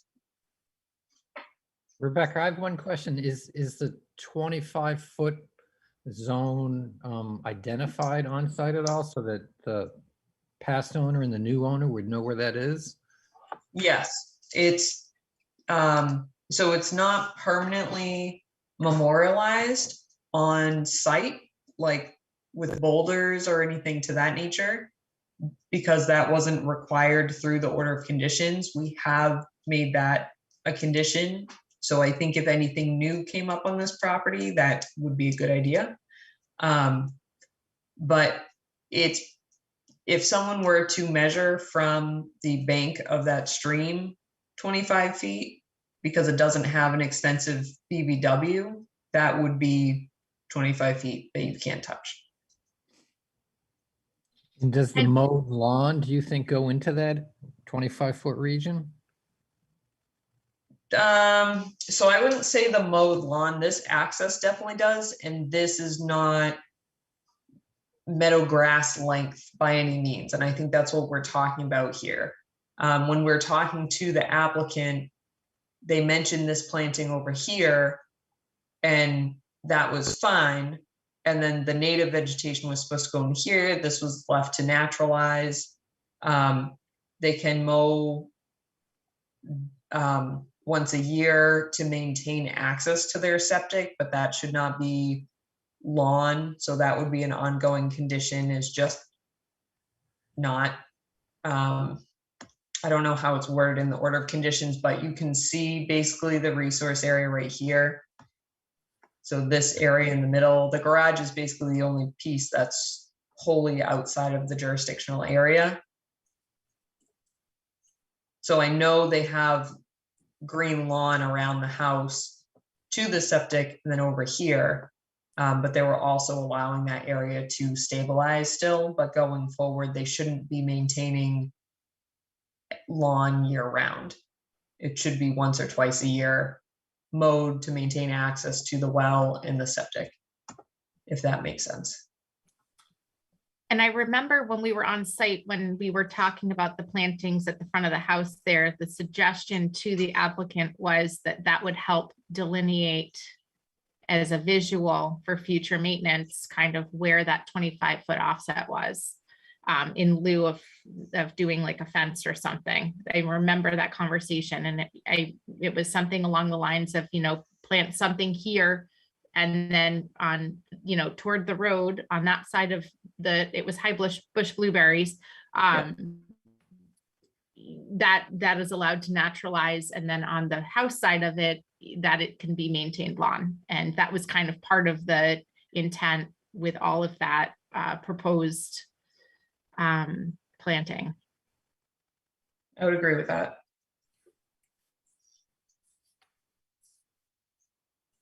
Okay. If we were to take no action tonight and table it until our next meeting, do you think we could write out an ongoing orders basically that refer to everything we just discussed and somehow put it together? I'd hate to try to say that all in something right now. I'd almost rather that to kind of write it out and memorialize it properly, because there's a few little things in there, and I'd like to kind of get the wording exact and not leave it open, if that makes sense. Yep. Any members of the commission have thoughts, or if we go that way, wait till our next meeting, kind of write down the orders and then hopefully vote to issue the COC with the following ongoing conditions and kind of list off everything we just discussed? Does that make sense? Is there a better way, different way? I'm open. I agree. I just have, I'm sorry, one more question. On the eastern side of the property where the septic work was done, Rebecca, did you say that has been allowed to naturalize, or is that still being maintained as mowed lawn? This area here where my cursor is. So they had been maintaining it as lawn, but they wanted to make sure that it had established. So I think they overseeded that area. So going forward, and that's where the ongoing conditions come into play, that should be only maintained maybe once, twice a year, unless it's written otherwise as being able to be maintained as lawn in the order of conditions, but I don't believe it was. Now, how do we ensure that gets carried over to the new owner? Ongoing conditions. Okay, and is it, maybe it's too late at this point, do we, with our ongoing conditions, do we request some kind of a visual barrier? So I can look to see what's in the order of conditions currently. We cannot add infrastructure. What we can do is, if the new property owner reaches out to me, what I can say is, this was a concern of the commission. If you would like, we can have this discussion. I'll come out, do a site visit, and we can decide that. But certainly, if any permits come forward for this particular lot, that will be something that the commission can request at that time. Okay, But I will, Emily, I'll double check, because I do recall what you're talking about as well regarding using the plantings as that line and physical determination. So I'll look to see in the order of conditions, and if that's there, we can carry it over. If it doesn't specify that that was a memorialization and that those plantings, again, I think that was in the letter. But if it is in the order, we can certainly do that. okay. Yeah, I guess I just have concerns because I've driven by this property a lot and you can see right into it. And there's a lot of maintained lawn for the majority of the lot being, in the resource area. I feel like a lot of it has been mowed very short and kept green. So I'm just concerned going forward and future building owners, and how do we I guess, how do we verify that is actually going to naturalize in several different areas on the site? So. All right. Rebecca, if we were to do that, wait till next meeting, kind of get the ongoing orders written out so we could issue it. Do we need to officially continue it, or because we did not open? Okay. No. So we can basically just table that for now and say, hopefully be able to get a final product for next meeting. Okay. So you'd like the comments from this evening, reviewed in the context of creating ongoing conditions from the existing order of conditions for next meeting. That is correct. Okay. We'll do that.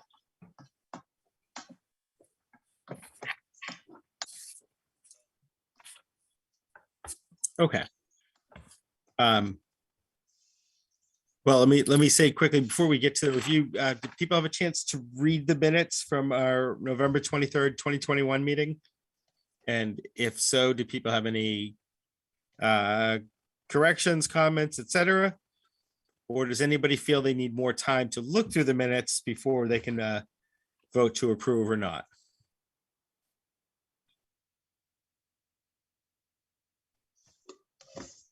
Okay, not hearing any. Like to make a motion that we approve the minutes for our November 23rd, 2021 meeting as drafted and submitted at this evening's meeting. Do I hear a second for that? Second. All right, all those in favor, Emily, Aye. Bill, Aye. Jillian, Aye. and Rebecca, I am an aye as well. Wonderful, thank you. Thank you.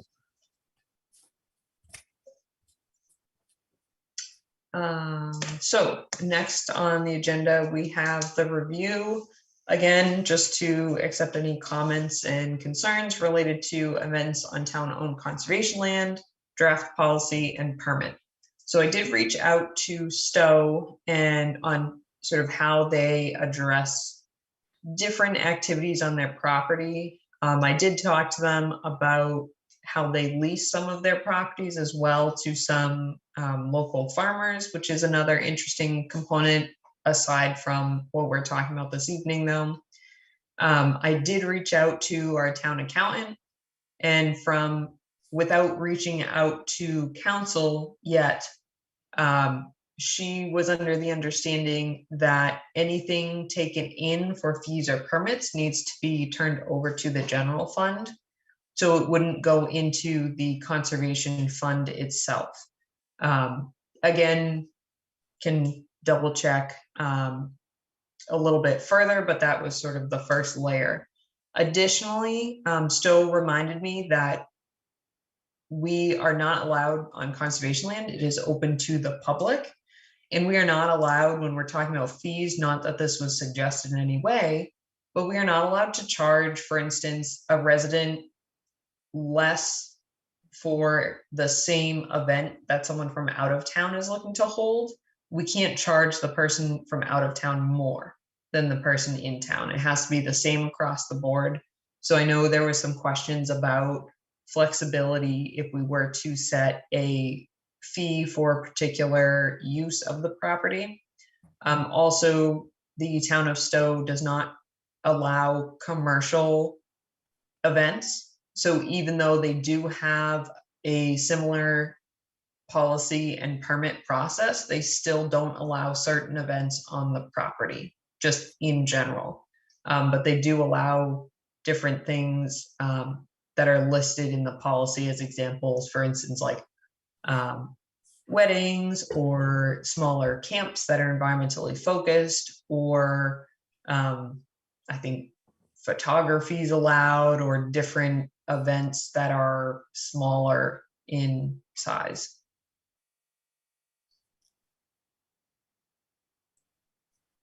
Rebecca, Mm-hmm. when you said the money goes into the general fund, is that just like the town budget, or is that? Yes. So that's very confusing to me, because I feel like if you're holding an event on conservation land, the money should stay with conservation for maintenance, and if there was anything that needed to be done, if you know, you had to renaturalize an area because of an event or additional mowing, that does not make any sense to me. Why a fee for somebody to use the conservation land wouldn't stay with the Conservation Commission budget? I would thinking- agree. It has to do with the layering of the ownership. So the town owns the land, Yeah. acting through its Conservation Commission. So when you look at any of the deeds, unless it has, for instance, like the Conservation Trust may own something else over it as well, or the Conservation Trust may own the land outright. And then the Concom, again, the town acting through the Concom, has that layer over it for further protection. So that is why at face value, it goes to the conservation. I mean, it goes back to the general fund because it's the town providing the budget to manage these properties. So can you request that money back in your future? I mean, honestly, So like for if you were- instance, that would be justification, you're right, for Okay.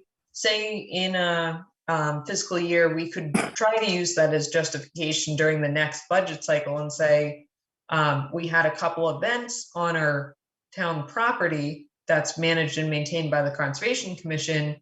We are now asking for that same amount in the following year for expenditures. We can do that and try that justification. But I think a better way is I'm still looking into that a little bit further. That is the answer that I have in terms of the best information that's available at this time. But I can certainly ask, now that the commission has provided further input, that you'd like me to look into that even further. But I agree with you. The only thing is, if the commission were to use that for justification, it may end up in a circle conversation of, well, you expended the fund, so now you're returning it to the budget, similar to when we receive a grant, so we don't end up expending a particular line item to the extent that we may have if we didn't receive the grant. That saves the town money and then ultimately is able to be saved on the town's behalf. Not that I'm trying not to go down that rabbit hole in this conversation, but Right. yes. So the short answer is I will look into it further. That's the best information I have at this time. But in terms of using it for justification for supporting a change in a budget in the future, I don't see a problem with that, other than just knowing that there may be pushback on that, and that's fine. I just think it makes sense to reinvest it in conservation, and it's not, and I wouldn't look at it as saying it's a motivator to get people to rent the property. It's just kind of the added bonus to bring it back into conservation, whether it's for for property maintenance or for future land acquisition. And it makes sense. It's like that money shouldn't go and be used to patch potholes. That should really go back into conservation, because it was a fee that somebody paid to, have it hold an event or utilize conservation property in a certain way. And I think that is a good important conversation to have with the town. And just, it doesn't make any sense to me for that money to just go in this big barrel of, general funds and then get utilized for something completely unrelated. I might be making this up, Emily, so I don't want to throw it off, but you got to think of the town as like a household. So if you have money saved for groceries, and you have money saved to pay your insurance bill, you're not going to say, well, I'm going to take out a loan to pay my insurance bill because I can't use the grocery money. Like, you use the money, you pay all the bills, and then, you determine what the tax lien is next year, what you need to raise next year. So it's kind of seen as one household. Yeah. If that makes any sense, where they're going to say, well, we can bring the money in and stick it towards the grocery fund, but if we need to pay the insurance bill, we don't want to go take out a loan to pay the insurance bill. We're just going to take the money from one place. If that makes sense. It's probably a bad metaphor. I do. I totally understand what you're saying, Okay. but I feel like we as a town haven't put enough importance on putting money towards conservation. Yep. So to me, it doesn't make any sense that money wouldn't go back in when we have seen less and less money from the general budget for conservation. And anytime we talk about purchasing property, it is a huge pushback. So to me, it's like that money should stay with conservation, because we're getting so little every year from the big, Yep. So. And if it doesn't, but believe me, I will go make the ask of bumping the conservation fund, to be able to go in and say, we brought in X $1,000 through rentals last year. We'd like that money added to this, and try to make the case and fight for that. I will happily do that. But it might not even be the case. So let's see if we can figure that out first. Yeah. Rebecca, I appreciate all the work you've done on this, and Stowe has done on this as well. Yeah. I like that they avoid commercial ventures, but as long as commercial ventures could still come before the commission too, if they were asking permission to do something. Okay. Yeah, so that's up to the commission to be reviewing this when they come in, because I have some review of it, but ultimately it's the Concom that needs to approve whether or not something's happening on the property. And specifically with a commercial outfit that maybe have a significant impact on the property, that's something the commission needs to consider. And I can certainly summarize and relay it to you in terms of regulations and what's allowed and not allowed on the property due to deeded restrictions, but that's between the Conservation Commission, and if it's big enough, it would go to the select board as well. But okay. Yep. Okay. Okay, so it sounds like that conversation will be ongoing, and that's why I've kept it as a review and not a vote item on the agenda, acknowledging that it will take some time to iron out the details of that. Is it okay if I move on to the next? It is. I just ask any other commission members have any other questions or comments regarding the draft land policy or anything, because we love to throw stuff at Rebecca to look up and find out. But any other questions or anything else we should be looking at this point in time with that draft? No, thank you, Rebecca, for being so thorough. I try my best. Okay, that's it. Moving on to the possible request to consider a donation of land. Yes, so the town administrator had shared with me an inquiry he received from representatives of the Atlantic Union College. For reference, this is, can you see my screen? There should be 2 maps displayed. I can, yes. Okay. So there is Burnham Road here. This is the end of Burnham Road. There's a sort of cul-de-sac here, and I say sort of because I don't know if it's technically within the town right of way or not, regarding the end of the roadway and the cul-de-sac. And then you eventually hit 495 if you keep driving through the woods. Here, this little green strip is actually a parcel that was donated long before my time, but not so long ago, just my time here in Bolton. That is a piece of conservation land that was donated by the town purchased from Atlantic Union College, and that is part of the larger rattlesnake conservation area, just for orientation purposes. Again, same thing here with the aerial view. You have 495, this cul-de-sac like road ending, and then the conservation parcel over here. As you can see, this is 5.3 acres made up of 2 parcels.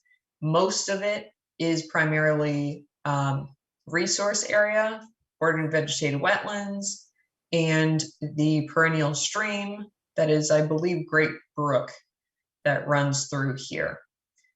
Again, here in the aerial. So what the current request is, in terms of protecting natural resource area, the rural character of the town, and other goals within the open space and recreation plan, and the criteria that the commission typically considers and weighs land acquisition or land donations against, this does meet a few.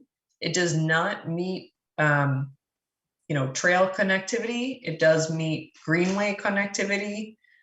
The reason why I say it does not meet trail connectivity is because I do not see enough upland area. So we could have a substantial boardwalk project potentially, but in the immediate future, there would not be a trail that goes through this parcel. Again, it's here and here. So maybe potential a parking spot or 2 for this, because there is some upland area there for potential trail access. So right now, my ask is from the commission, if the commission is supportive of accepting such a land donation, and then to respectfully recommend to the select board, if you are in favor of accepting the land donation from Atlantic Union College, to just voice that through a vote this evening so that I may relay it to the select board and the town administrator prior to their next meeting. Are there any questions? Have we, it sounds like you may have been out on site. Or in that general area. Yep. Have we done our due diligence to make sure there is no heavy metal dumping, old farm dumps? Are we not, to make sure we're not accepting something that's going to be toxic, basically, or something it's going to cost us money to have to deal with? So I have not walked the entirety back here. I would expect to do that when the ground is frozen. And it may be that the commission make a vote contingent upon not having hazardous material, clean title and and site visit, title search.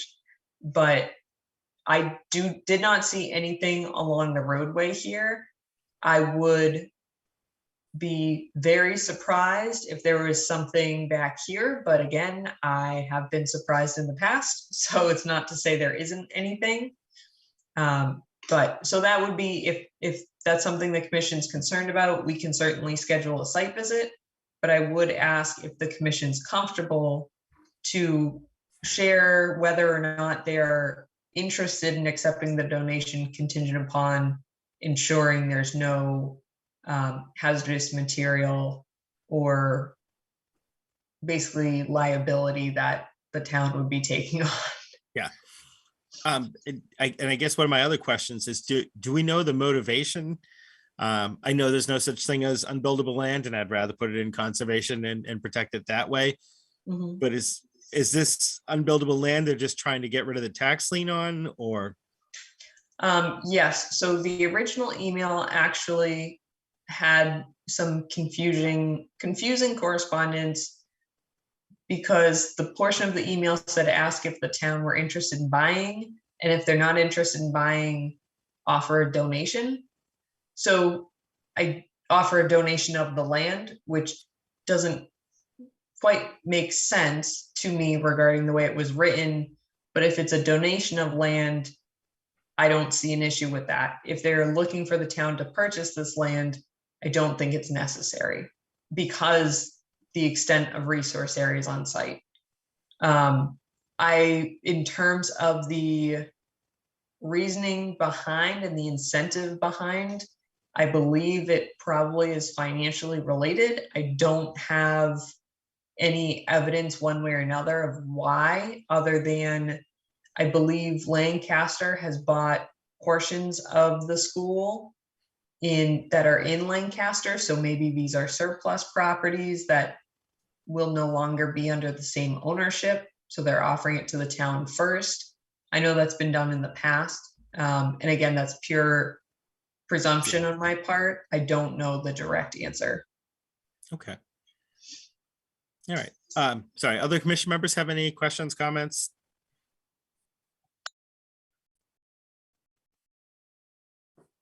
All right.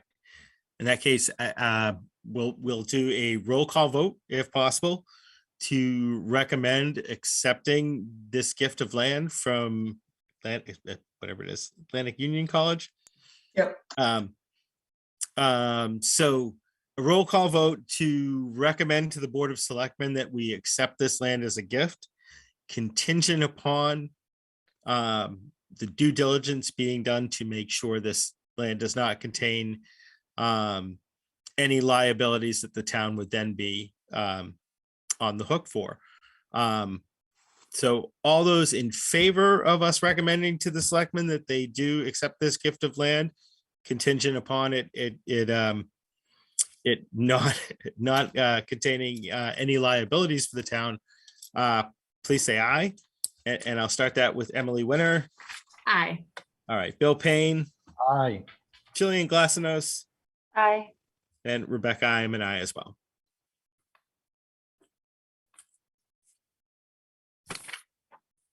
Great, thank you. Emily, did you have the second on that? There was no second, it was a roll call vote. Oh, okay, thank you.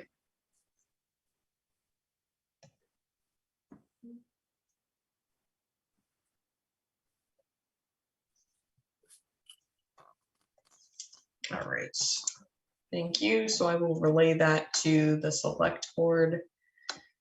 All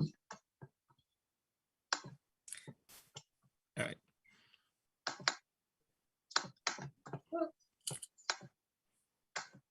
So the next item is a request for consideration. I'm just opening a couple visuals here for the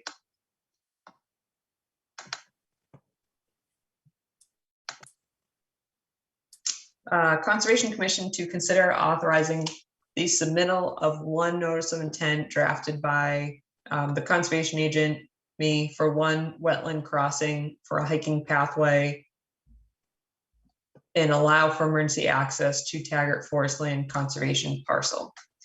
I did send some information relative to this, I think today, if not yesterday.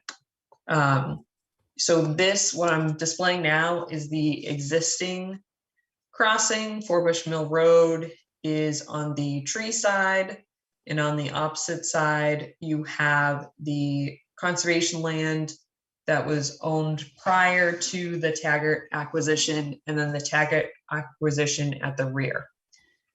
This crossing should not still be here, as you can see, because it's sitting in BBW.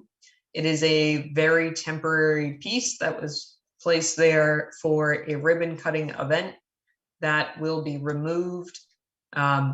It hasn't been just due to lack of removal, and I apologize for that.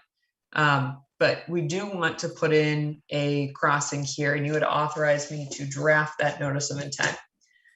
The outstanding questions that I have are, one, are you comfortable with me submitting that notice of intent? But two, before I do that, would you like the crossing to be wide enough to accommodate emergency vehicles, would specifically an off-road vehicle that public safety has in their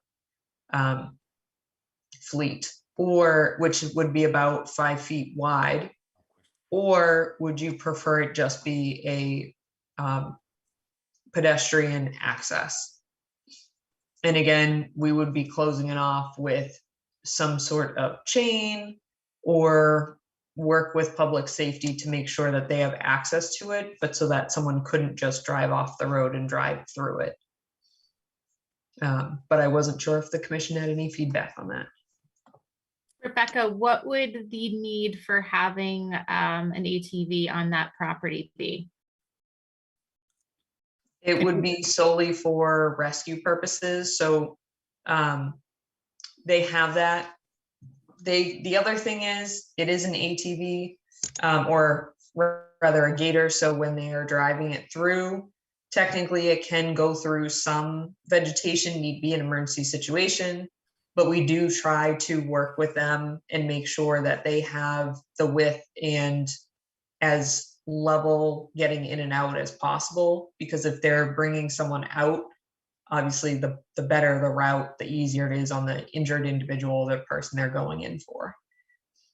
This is a property where we're able to do that, where other properties, they just don't allow for it, whether it be the sensitive vegetation around it or the purpose of the conservation property as to why it was acquired.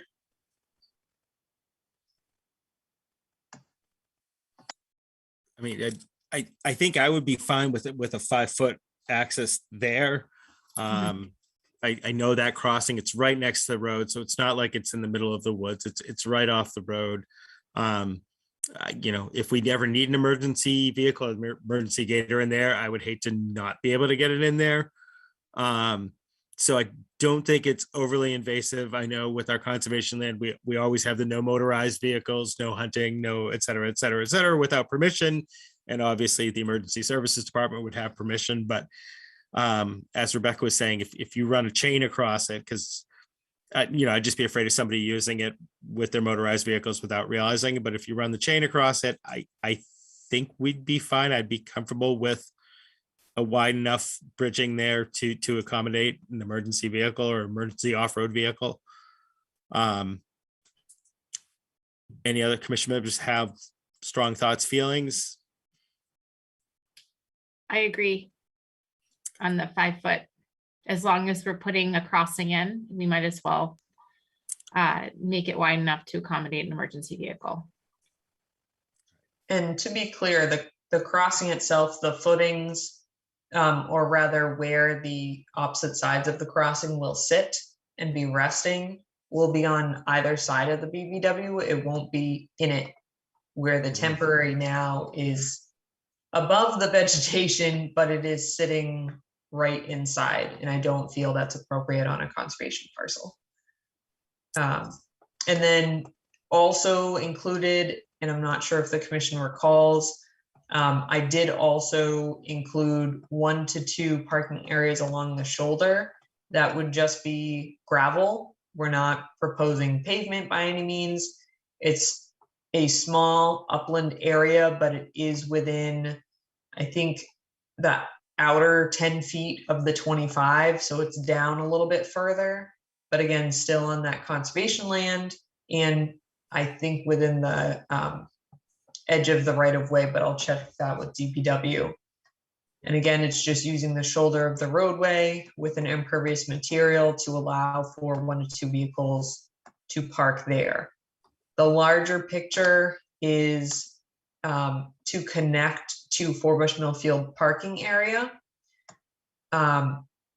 That is taking a little bit longer. We did receive permission from the town of Lancaster to come through their cemetery property. And we're waiting on permission from a private landowner right now to potentially have an easement through the edge of their property. So Where's the crossing Oh, I'm sorry. Where's the That's crossing okay. on this map? Where's Where's the proposed crossing and cross what? on this map? Right in here. Oh, okay, that's what I thought. Yep. Yeah, so this is the frontage of the Taggart property is that slope. Yeah, And I think I know where probably it is. 3 years ago, yeah. There were some tracks going up it when they were doing the perk test for this property.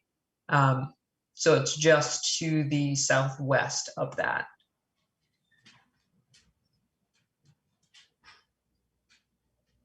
I was fine with where you had proposed the parking place. I took a look.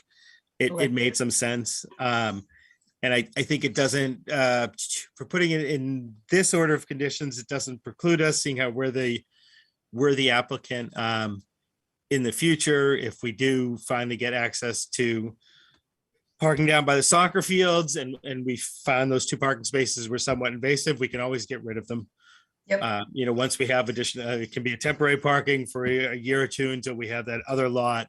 And then if we feel if they're a detriment to the area, we can petition ourselves to remove them and just leave it as the parking lot down the end there, which makes me feel even more comfortable about allowing that now. All right, so just to recap, you'd prefer the 5-foot crossing, the 5-foot wide crossing, to allow for emergency vehicle access when necessary. And then you're comfortable with the gravel parking areas in this notice of intent. Those are my feelings. Yes. Okay. Other commission members agree with those as well, or have additional thoughts, comments, fears? You will technically have to formally have the public hearing process and all Yep. of that as well. But before I submitted the documentation and mapping, I wanted to be sure that I was incorporating everything. Okay. So with everything we just said, are commission members comfortable voting to allow Rebecca to actually submit the NOI? Yes. Okay. Yes. In that case, unless I hear differently, I'm going to call for a roll call vote to authorize the commission's conservation agent to submit the notice of intent for the Taggart Conservation Area as drafted and with the changes suggested this evening's meeting. All those in favor, please say aye, and we'll start with Emily Winter, Aye. Bill Payne, Aye. Jillian Glassinos, Aye. and Rebecca, I am an aye as well. Wonderful, thank you. Do you want me to go through the other business? If you would, that would be great. Okay, Please. so the only other business we have is in awareness that we have our guided walk Monday, December 20th at 12 p.m. at the Gold White Conservation Area, parking at the furthest trailhead along Randall Road. Then we have our ongoing Nashua River Communities Resilient Lands Management Project. If you're interested in participating in that, please let me know. And then we have our volunteer land steward position still open. Thank you. Right. Thank you for updating us. Any commission members have any new business? Anybody here have like a funny sound they just want to make? Hearing none, thankfully. I'd like to make a final motion that we hereby adjourn the Tuesday, December 7th, 2021 meeting of the Bolton Conservation Commission. Do I hear a second for adjourning? Second. Everybody jump in. All right, all those in favor, starting with Emily, Aye. Bill, Aye. Jillian, Aye. and Rebecca, I am an I as well. Wonderful. Thank you Thank all you. very much. And I apologize for the technical difficulty earlier. It was Have a fun great knowing evening. that we could survive without you for a small amount of time, but Oh, we I were know you're faltering. able to. We were faltering. All right, have a good evening. Good All right, night. everybody take care. Thank you. Recording stopped.